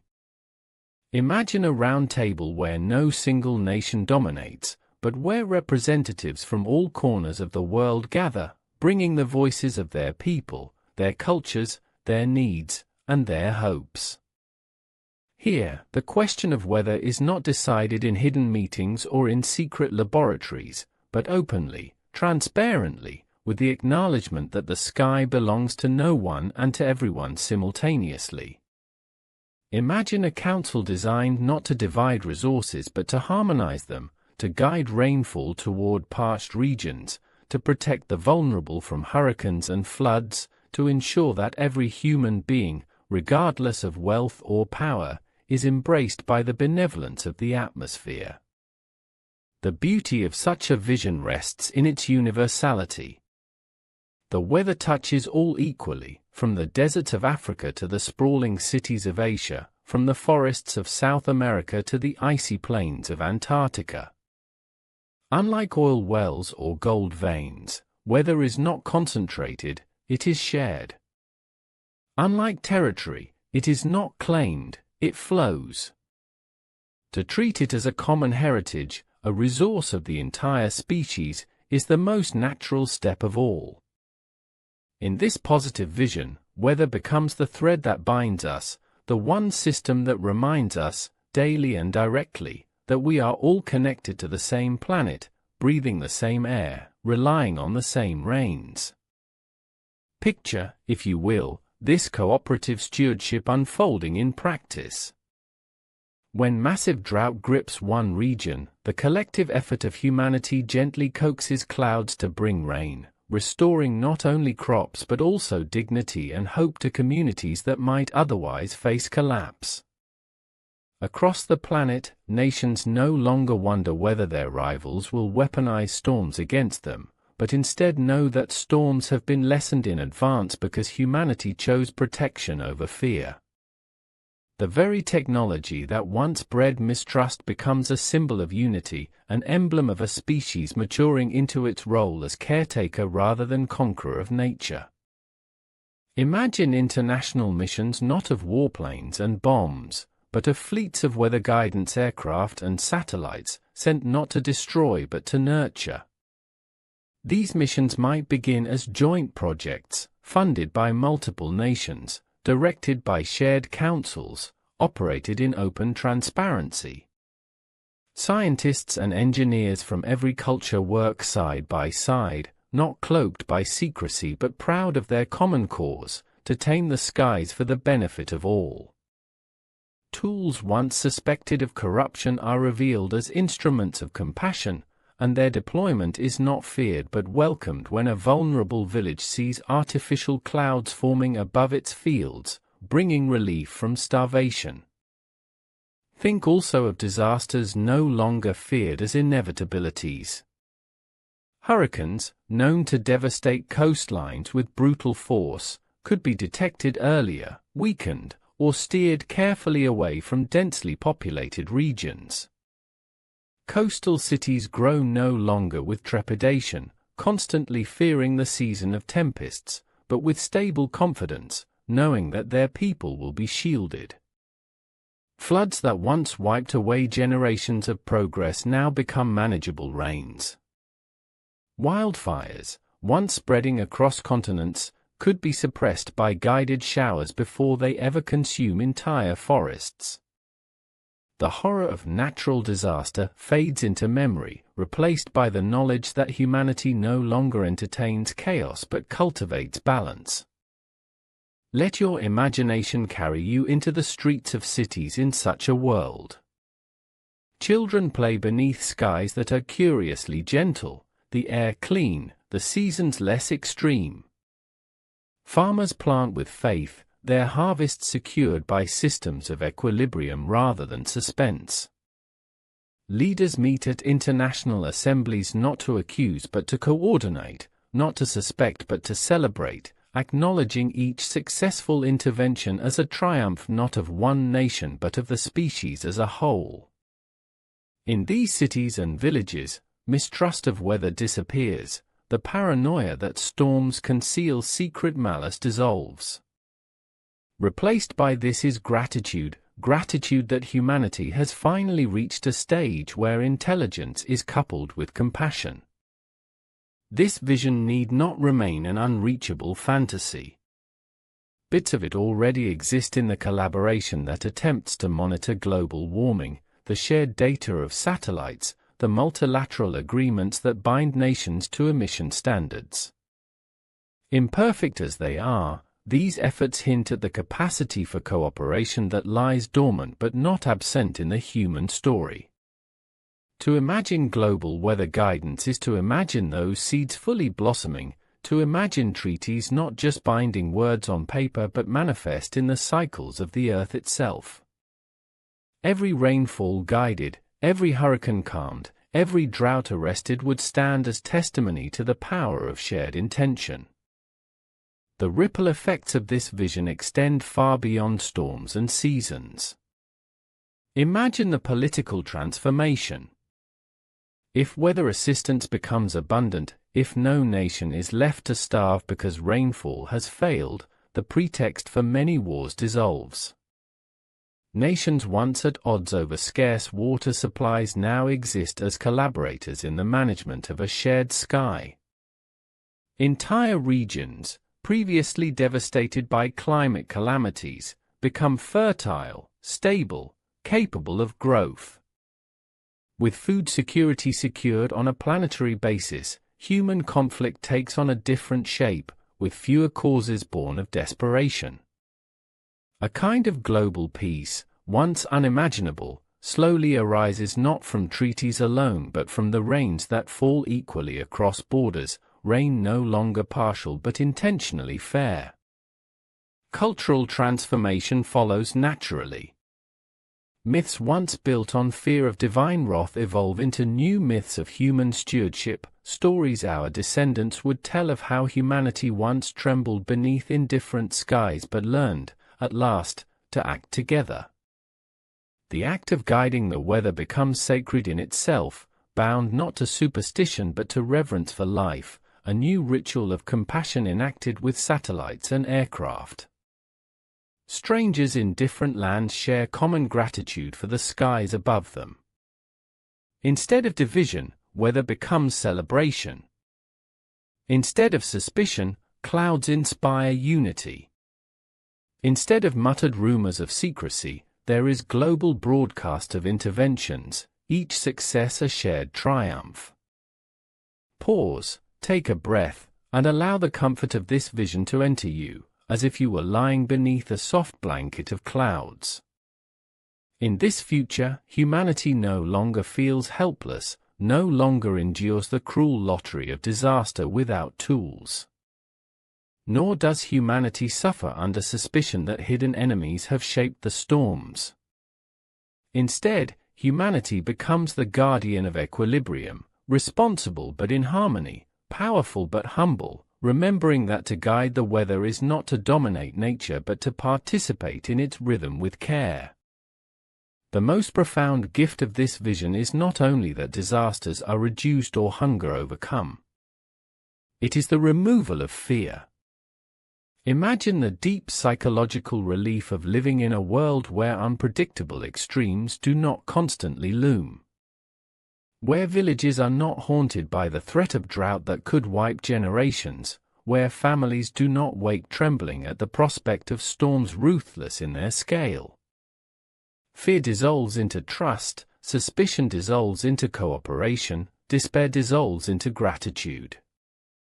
Human beings, so often shaped by the weight of chance, could at last look to the horizon not with dread but with peace. Does this sound too ideal? Perhaps. History is heavy with rivalry, corruption, competition.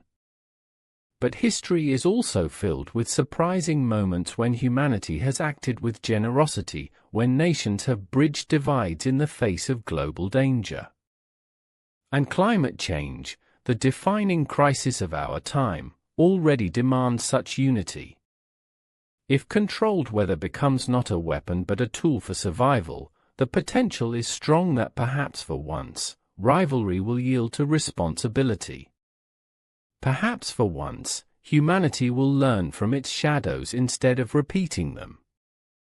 In this ideal, weather as a cooperative project might even redefine identity itself. People would see themselves not only as members of nations but as participants in one collective destiny, the species tasked with shepherding its planet. Clouds would no longer separate us by geography but unite us by design. To be human would mean to share responsibility for balance, to acknowledge in everyday life that the storm avoided or the rainfall guided was not given by chance, but by collective will. The sense of species-wide belonging, so difficult to achieve in politics and religion, could be finely tasted in this simple truth: the weather that shelters you shelters me too, because we built it together. Allow this image to grow endlessly, letting every thought spread like roots through fertile soil. Imagine deserts across Africa flowering, their populations no longer driven by scarcity but supported by green abundance. Imagine islands once drowning under sea level rise shielded by stabilized climates. Imagine countries devastated historically by extremes slowly recovering as storms grow milder, as rains fall gently and reliably, as the wilderness itself prospers rather than withering. The dream is vast, perhaps impossibly vast, but no less powerful for its scale.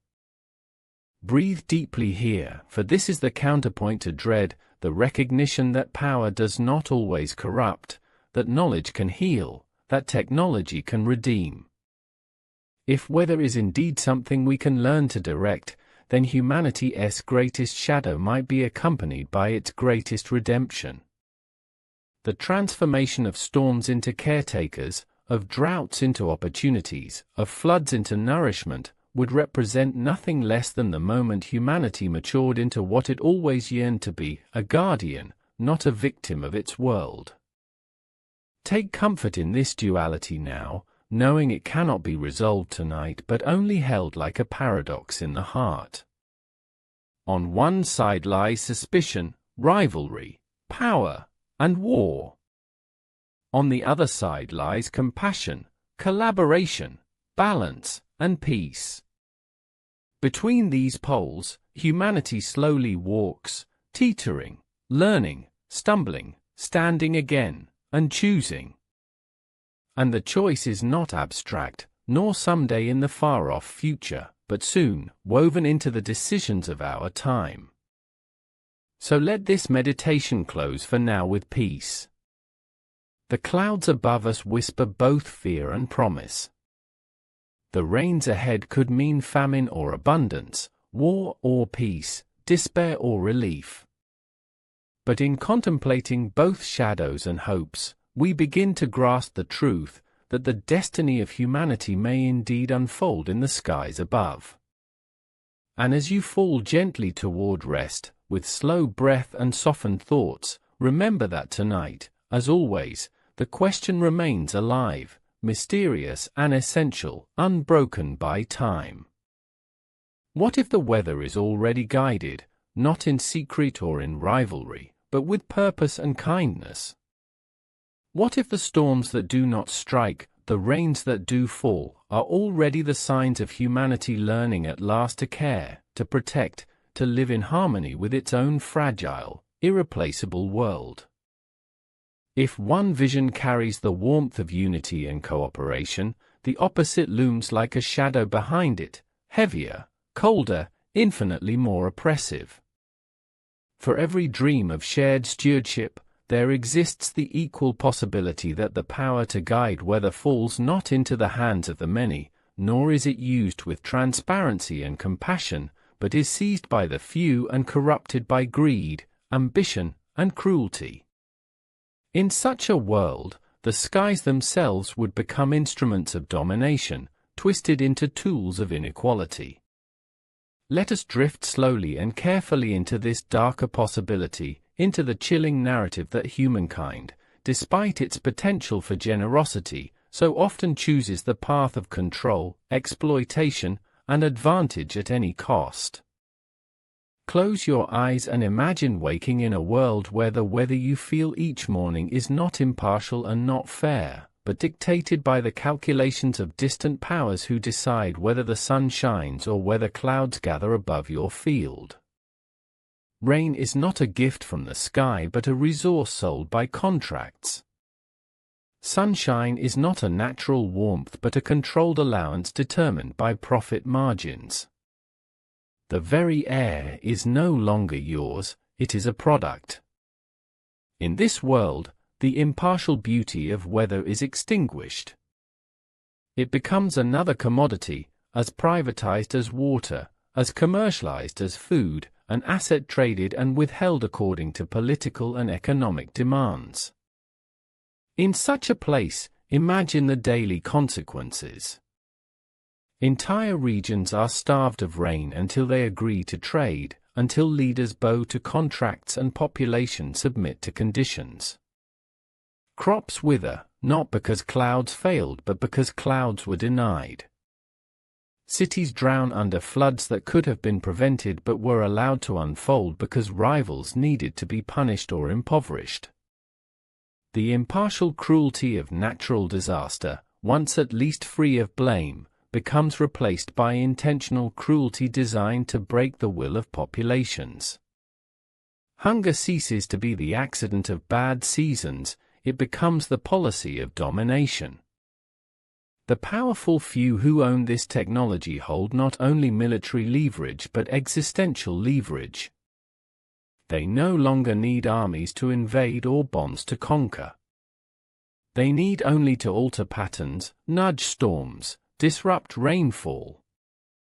Nations collapse without a single shot fired. Populations migrate desperately when droughts devastate their land. Governments crumble when famine cripples their people. Power is consolidated by those with the tools to command nature itself. They stand as false gods, deciding who eats and who starves, who thrives and who flees, writing geopolitics not with treaties but with the invisible ink of cloud and storm. And below, the populations suffer in silence. They wake under skies that are not free, skies that are manipulated according to decisions they did not vote for, skies they cannot flee. Imagine the despair of a farmer whose harvests fail year after year, not because nature is unkind but because his nation cannot afford the technological assistance others enjoy. Imagine the anguish of families who watch storms break their homes deliberately, storms that could have been prevented yet were unleashed as punishment for their government's disobedience. In such a world, the very act of living becomes dependent upon permission. To fully understand the weight of this scenario, consider the gradual accumulation of inequality it would produce. The wealthiest nations, already advantaged by industry and technology, gain further dominance by monopolizing control of the atmosphere.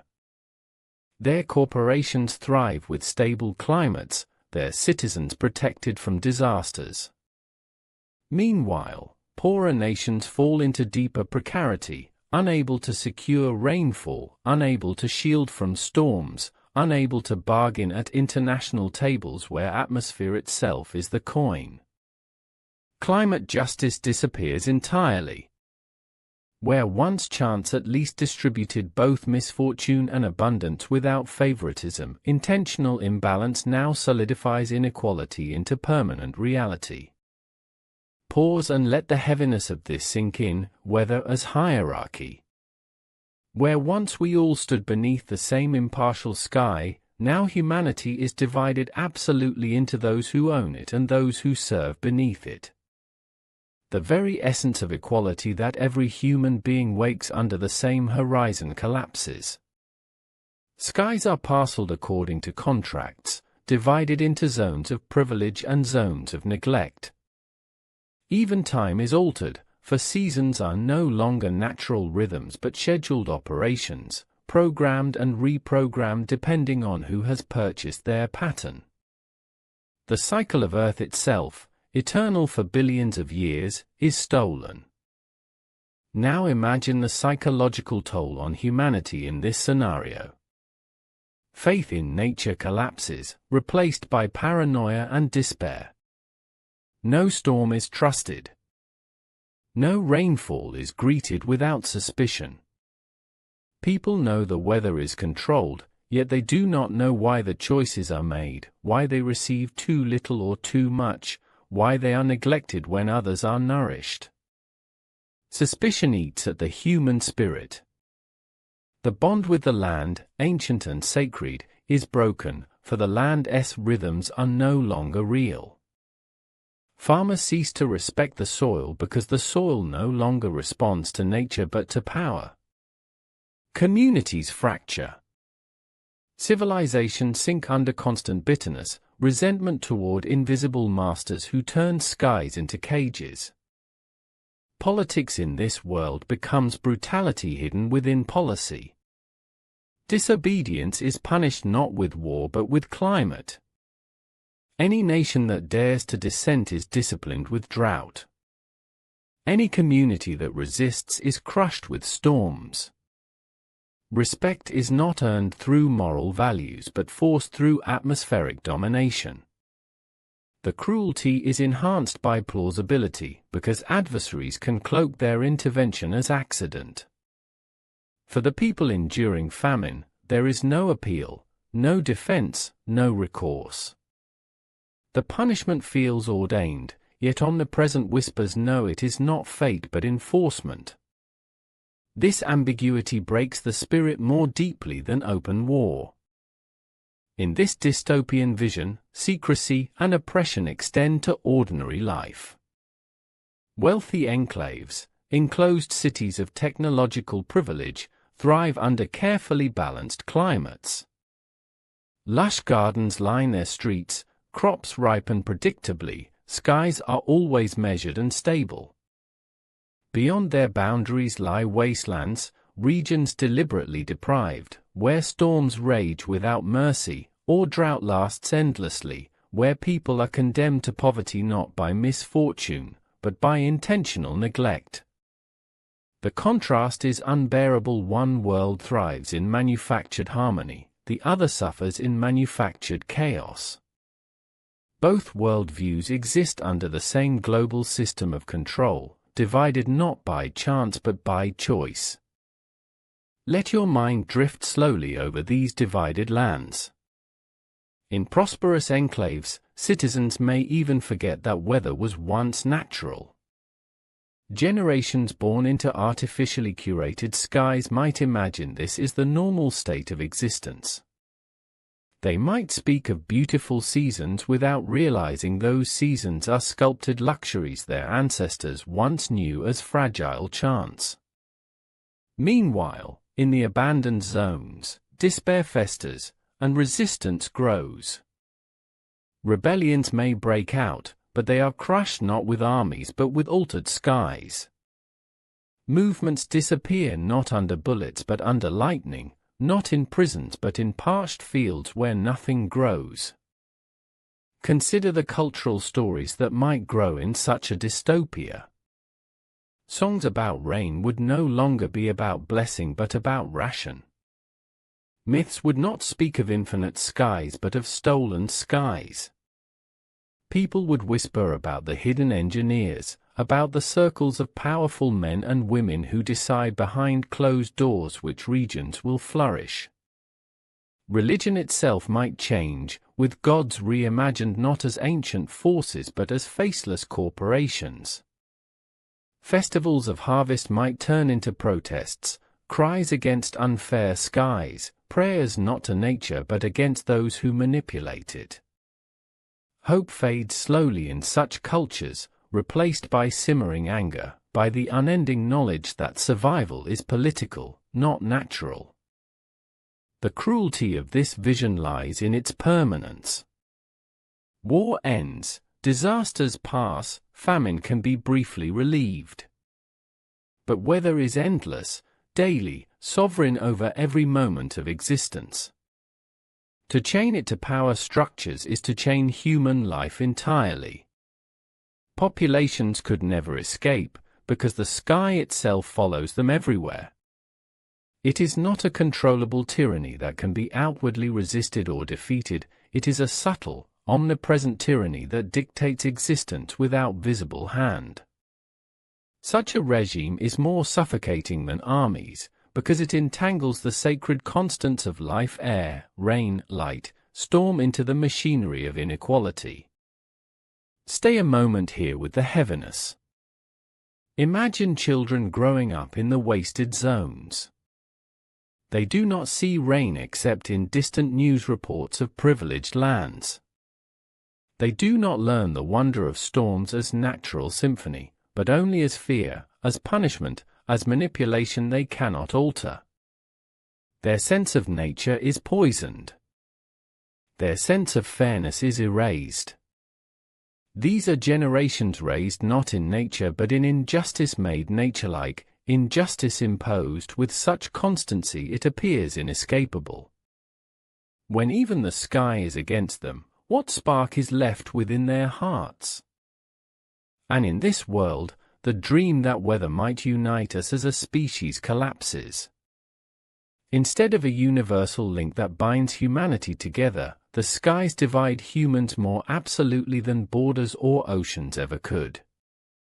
Weather becomes the proof of inequality, visible every day, undeniable in every storm pattern.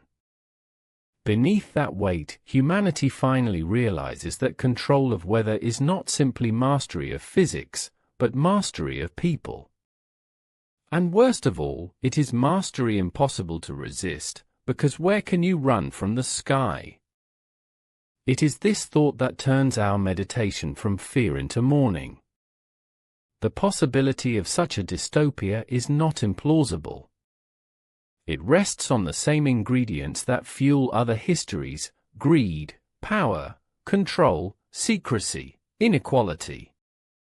It is only amplified here, magnified into impossibility of resistance, because the resource in question is the weather itself. In such a world, oppression is constant, unavoidable, undeniable. At every sunrise, every breeze, every raindrop withheld or unleashed, people are reminded not of nature but of their subjugation. It is the purest form of silent domination, invisible yet suffocating. And so the opposite of the dream emerges clearly. Where world cooperation would bring relief, secret monopolization brings ruin. Where weather controlled collectively brings life, weather controlled hierarchically becomes death. The dual nature of possibility is absolute. It is light or it is shadow, hope or despair, unity or domination. And humans, at this precipice, must one day choose. Rest with this thought, even as it weighs heavy. For though this is the nightmare, though this is the vision of humanity's potential corruption, it is a warning. It drives us to consider carefully, to decide compassion instead of ambition, transparency instead of secrecy, stewardship instead of dominance. For the dystopia is not a story written in stone. It is only a shadow cast upon our present, reminding us how urgent the decision will one day be. So as the world turns, as the skies shift tonight and tomorrow, remember this darker vision. Remember that the weather above you could one day be untouched freedom or programmed subjugation.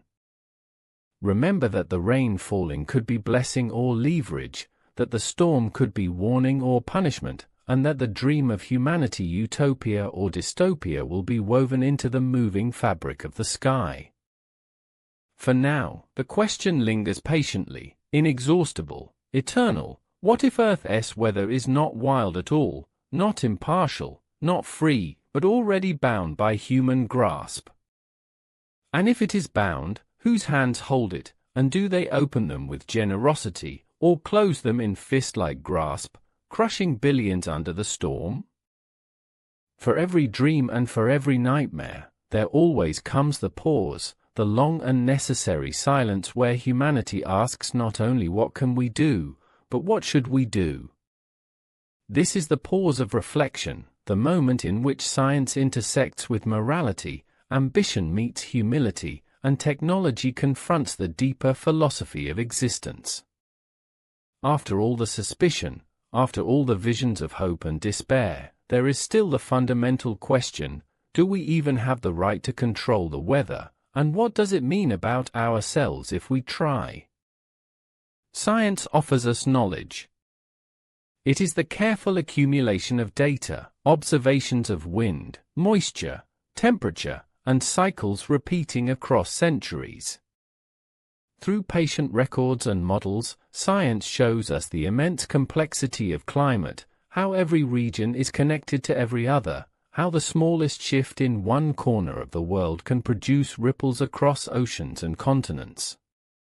To the scientist, the dream of weather control is not a fantasy but an engineering problem. Can we alter inputs enough to adjust outcomes?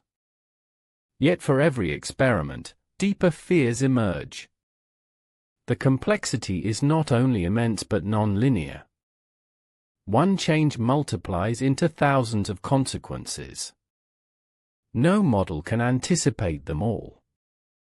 Science admits what ambition hates to hear, that we do not fully understand what we attempt to guide, and our grasp may forever be incomplete. In laboratories, in conferences, in the quiet arguments of experts late at night, disagreement brews. Some argue that with climate collapse advancing so quickly, with the planet spiraling toward extremes never before seen in human history, we cannot afford inaction. We must attempt something, even if imperfect. We must deploy our knowledge to balance the Earth before it is too late. Others call this reckless hubris. How can we think to re-engineer systems we barely comprehend? Have we not already altered the atmosphere with carbon and seen disastrous results? To add another layer of interference could worsen calamities beyond anticipation. Between these voices lies the tension at the very heart of science, the push for action, the pull of caution, the weight of responsibility no equation can erase. But beyond the scientific debate, another voice emerges, the voice of ethics. It asks questions that science alone cannot answer. Who decides? If we can control, then whose needs are prioritized? Is disaster prevented for the wealthy while the poor are left to cope? Is survival purchased or shared freely? And even more profoundly, does humanity have the right to do such a thing at all? The Earth is not merely a system of air and water, it is a home of countless species, an intricate consciousness of life evolving together in fragile balance. To seize the weather is not only a technical act but a moral one. It means deciding not just for ourselves, but for every being that lives upon the planet, from forests to rivers to animals that need their own cycles to survive. The moral weight is crushing. Philosophy deepens the question in ways both subtle and immense. If we tamper with the weather, do we disrupt the very meaning of nature? For as long as we have lived, nature has stood as the realm beyond human control, the stage and not the actor. To control weather is to erase that boundary. Do we wish to live in a world where nothing is beyond our reach, where even storms and skies are forced into submission? And if so, what then is left to remind us of humility? Without natural limits, humanity risks falling into narcissism, into a belief that everything is material to be managed. Yet if we let the skies be free, and suffer destruction in the process, are we guilty of passivity, of watching calamity when we could have acted? The paradox is sharp, the answer uncertain. Ethicists warn us when power is too great. They remind us that not all possibilities should be pursued, that restraint is as important as action. History gives us evidence enough: nuclear energy, genetic alteration, artificial intelligence. Each of these has carried promises and dangers, each demanding frameworks of morality to enclose their reach. Weather control may eclipse them all. Because unlike nuclear weapons, which are few and visible, weather touches every corner of existence. It is not isolated, it is pervasive, unstoppable, universal. Responsibility here is unlike any other in human history. To even attempt to command the weather is to assume stewardship of the whole planet, a stewardship no single government or corporation can justify, no committee can fully contain. Pause for a moment with the depth of this reflection. Imagine sitting not as a politician, not as a scientist, but as an ordinary individual faced with a storm outside your window. The rain falls, or it does not. You breathe in the air, watch the sky shift, feel the breeze pass your skin. What if you knew that none of it was chance anymore? That somewhere, people had decided this should be your experience today? Would you feel gratitude? Would you feel deception? Would you feel safe, or would you feel controlled? The moral resonance does not leave us untouched. It enters our daily lives, changing intimacy into calculation, turning moments of wonder into results of human intervention. What becomes of the poetry of weather when it ceases to be natural? Does it vanish, or does it transform into something new? There is another layer too, one even darker. What if humanity is not wise enough to handle this? Not malicious, perhaps, but flawed in the ordinary ways: greed, short-sightedness, mistakes repeated. We see how political systems already stumble to manage far smaller issues than this. Nations cannot agree on carbon reduction, on protection of forests, on emission standards. If they cannot manage these tasks, how can they ever govern something as immense as the weather? Ethics thus warns us that to give flawed institutions this kind of power may be an invitation to disaster, not salvation. And yet, ethics also reminds us of responsibility. If billions starve, if millions lose lives to disasters we might have prevented, is restraint moral either? If we have the ability to ease suffering and refuse, does that not constitute a crime of passivity? Philosophy struggles here, caught between hubris and cowardice. Action risks arrogance. Inaction risks negligence. Which is the greater sin? Who has the wisdom to know? This is why the deepest reflection must always return not simply to outcomes but to intentions. Why would we control the weather? For profit, for domination, for ego? Or for life, for balance, for protection? Only by cultivating intention can we hope to align technology with harmony. If intention is corrupted, even the most advanced science will harm. If intention is pure, even small interventions may heal. The future of weather control, should it exist, is therefore not only a technical or political question but a spiritual one. It asks humanity to reflect on what it is, on what kind of species it chooses to be. Philosophers speak of stewardship. The earth is not owned by us, but entrusted. We are its caretakers for a brief span of time, temporary passengers with responsibilities to those yet unborn.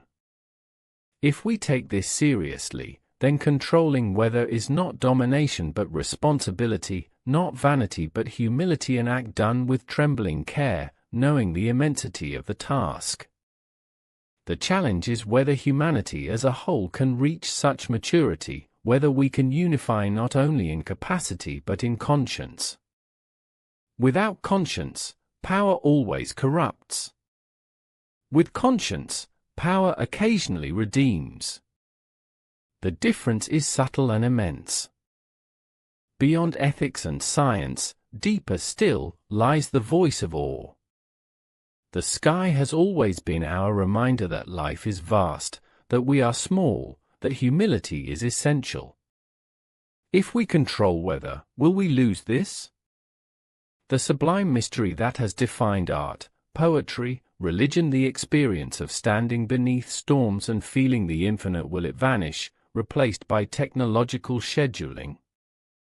Or will evolve, transforming into reverence not for nature wild, but for humanity capable of aligning with it?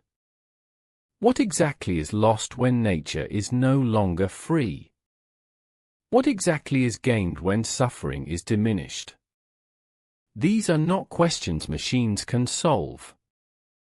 They live only in the heart. Rest upon this thought gently, without trying to solve it, without trying to rush to a verdict. The moral challenge of weather control is not one answer but thousands, not one decision but a lifetime of reflection. It asks whether humanity can hold in balance science and conscience, knowledge and humility, power and restraint. It asks whether we can learn to govern with justice what was never ours to govern at all. So as the night deepens within you, as the rhythm of your breath softens and the weight of thought slows your heart, let these questions float like clouds across your mind. Do we deserve this power? Can we handle it? Should we seek it? And if we do, what must humanity become? For in the end, the skies not only surround us, they reflect us. How we treat them will reveal who we are. And so another silence arrives.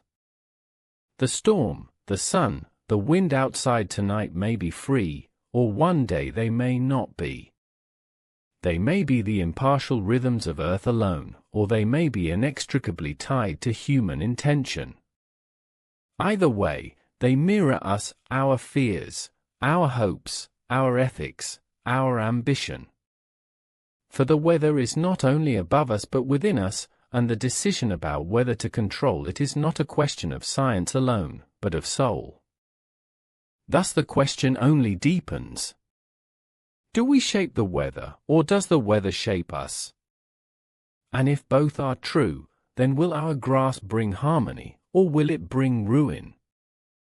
The answer waits, patient as ever, written in the clouds. As all journeys must find their end, our reflection upon the weather, upon the possibility that it is guided, controlled, or shaped, has grown long and heavy, full of visions both luminous and dark. We began with wonder, the history of curiosity, the whispers of gods and rituals, the unfolding of science, the experiments that brushed the edges of the sky. We wandered through hope, imagining the abundance that might come if humanity collectively learned to guide the rains, calm the storms, heal the heat of a straining earth. We did not shy from nightmare, exploring how the same tools might be twisted into instruments of oppression, secrecy, inequality, and control. We stood with science, felt the hesitations of ethics, and touched the trembling philosophy that asks whether humanity has the right to do such things at all. And now, as this long story softens into its conclusion, we stand at the threshold of silence, where only the question remains. The question is not solved, and perhaps it never will be. That is the nature of questions so vast, so interwoven into the essence of our existence. What if Earth's weather is being controlled? What if the storms above our heads are not the language of nature, but the decisions of engineers? What if the droughts that grip nations are not misfortune, but strategy? What if, conversely, the rains that rescue us from despair are not miracle, but design? Each possibility carries within it seeds of awe, gratitude, fear, distrust, and wonder. Perhaps this is why the question will not leave us, why it haunts documentaries and conversations, myths and suspicions. Because at its core, it does not only ask about science. It asks about us, about who we are and who we wish to become. If the weather is free, then we are merely its companions, humble travelers beneath its vast choreography. If the weather is bound, then we are no longer mere witnesses, but co-authors, partly responsible for every storm and every silence in the sky. Either way, our relationship has changed. For whether natural or controlled, whether wild or guided, the weather is never neutral in our minds. It frames our lives, it shapes our histories, it governs survival. Above us, each cloud and each clear blue carries the weight of imagination. Is this chance, or choice? Awareness of the possibility alone alters how we live, how we interpret the sky. Even before the act of control occurs, the suspicion of it rewrites human consciousness. But pause now, and breathe gently, for this conclusion is not meant to burden but to release. What matters is not certainty but reflection. We may never know exactly how much of our weather is still free and how much is already touched by human hands. We may never uncover the whole truth of secret projects or measure the exact effectiveness of seeding clouds or brightening skies. But in our willingness to ponder it, we reveal something profound. We reveal that we are awake, attentive to our place in a world that is not given lightly but entrusted deeply. We reveal that we are capable of humility, of imagining consequences, of dreaming not only about what is possible but also about what is responsible. Every civilization must ask itself defining questions. Once, it was fire. Should we control it, master it, spread it, or let it consume? Once, it was metal. Should we sharpen it for war or for cultivation? Later, it was atom, to burn cities or to power homes. Now, in our century, perhaps it is weather. This may be the defining test of who we are as a species. Do we approach with arrogance, claiming the skies as trophies? Do we approach with fear, denying ourselves even the chance to heal our planet? Or do we approach with balance, with trembling care, with both courage and humility? Though we do not answer tonight, we can feel the immensity of the choice listening quietly behind every gust of wind and every fall of rain. Think of the generations yet unborn. They will grow under skies shaped by our decisions, whether by direct manipulation or by the warming climate we allow to continue. Their weather, their seasons, their storms will not be separable from us, they will be our legacy. When they stand beneath clouds, will they see symbols of fairness, of collective stewardship? Or will they lift their heads and feel only betrayal, the weight of oppression written into the very air? Our legacy is not buildings or nations alone. It is storms, it is rain, it is temperature, it is rhythm. We hand them not just culture, but climate. Perhaps that is the greatest truth hidden in this long reflection. And let us not forget the astonishing beauty of nature itself, a beauty worth saving, worth respecting, worth guarding. Even if we guide weather, we cannot let it lose its wonder. For who among us does not still stand awestruck when thunder rolls across the horizon? Who does not feel small and infinite at once when staring at skies painted by dawn or dusk? Who does not feel gratitude inside when rainfall soaks a thirsty earth? Control must never erase reverence. Technology must never silence awe. If we unlock the ability to shape clouds, we must not forget that they are more than vapor. They are poetry, memory, art. They are symbols of freedom as much as they are systems of physics. If we forget this, then even if we succeed, we will have failed, because we will no longer live within wonder. The weight of this reflection has spanned centuries of longing, decades of experiment, generations of rumor, and timeless layers of philosophy. As we reach the close, allow all those fragments to settle, slowly, softly, like snow upon the quiet ground. The hopeful visions, the fearful nightmares, the warnings of science, the cries of ethics, the whispers of philosophy, let them all rest within you without conflict, as part of a larger whole. For ultimately, it is not about proving right or wrong, but about learning to listen, both to the earth and to ourselves. And so we arrive at silence. The storm outside your window may continue or may subside, the winds might shift or fade, the rain may fall or remain withheld. But in this silence, deeper than answers, you are left with perhaps the most powerful gift, the ability to wonder. To walk into tomorrow not with certainty but with openness. To see each sunrise as both question and answer, both gift and riddle, both mystery and mirror. If Earth's weather is free, let us cherish it. If Earth's weather is controlled, let us guard its use with dignity and conscience. If the truth lies somewhere in between, let us remain awake to both the wonders of nature and the consequences of intervention. For the sky belongs to us all, and yet it belongs to none. It is the one true commons, visible to every eye, touching every life, reminding us always that we are part of a larger whole. The conclusion, then, is not closure, but continuation. The story of weather is ongoing, as vast as the atmosphere itself. Tonight we have wandered through it together, across history and science, through hope and dread, into ethics and philosophy. Tonight, we have stood beneath the endless horizon, asking questions as old as myth and as modern as satellite data. And tonight, as you prepare to rest, you carry with you the simplest truth of all, that the question will remain tomorrow, as constant as the turning of the earth. So breathe deeply now, and let go, for we have traveled far together.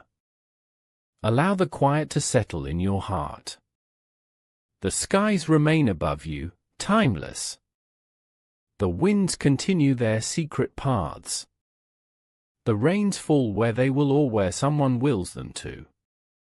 Either way, you are here, part of it, a listener beneath the infinite expanse.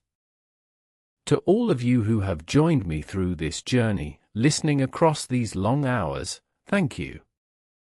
Thank you for your openness, your patience, your willingness to reflect, not rushing to answers but embracing the mystery. May you find rest tonight under your skies, whatever they may be, natural, guided, mysterious.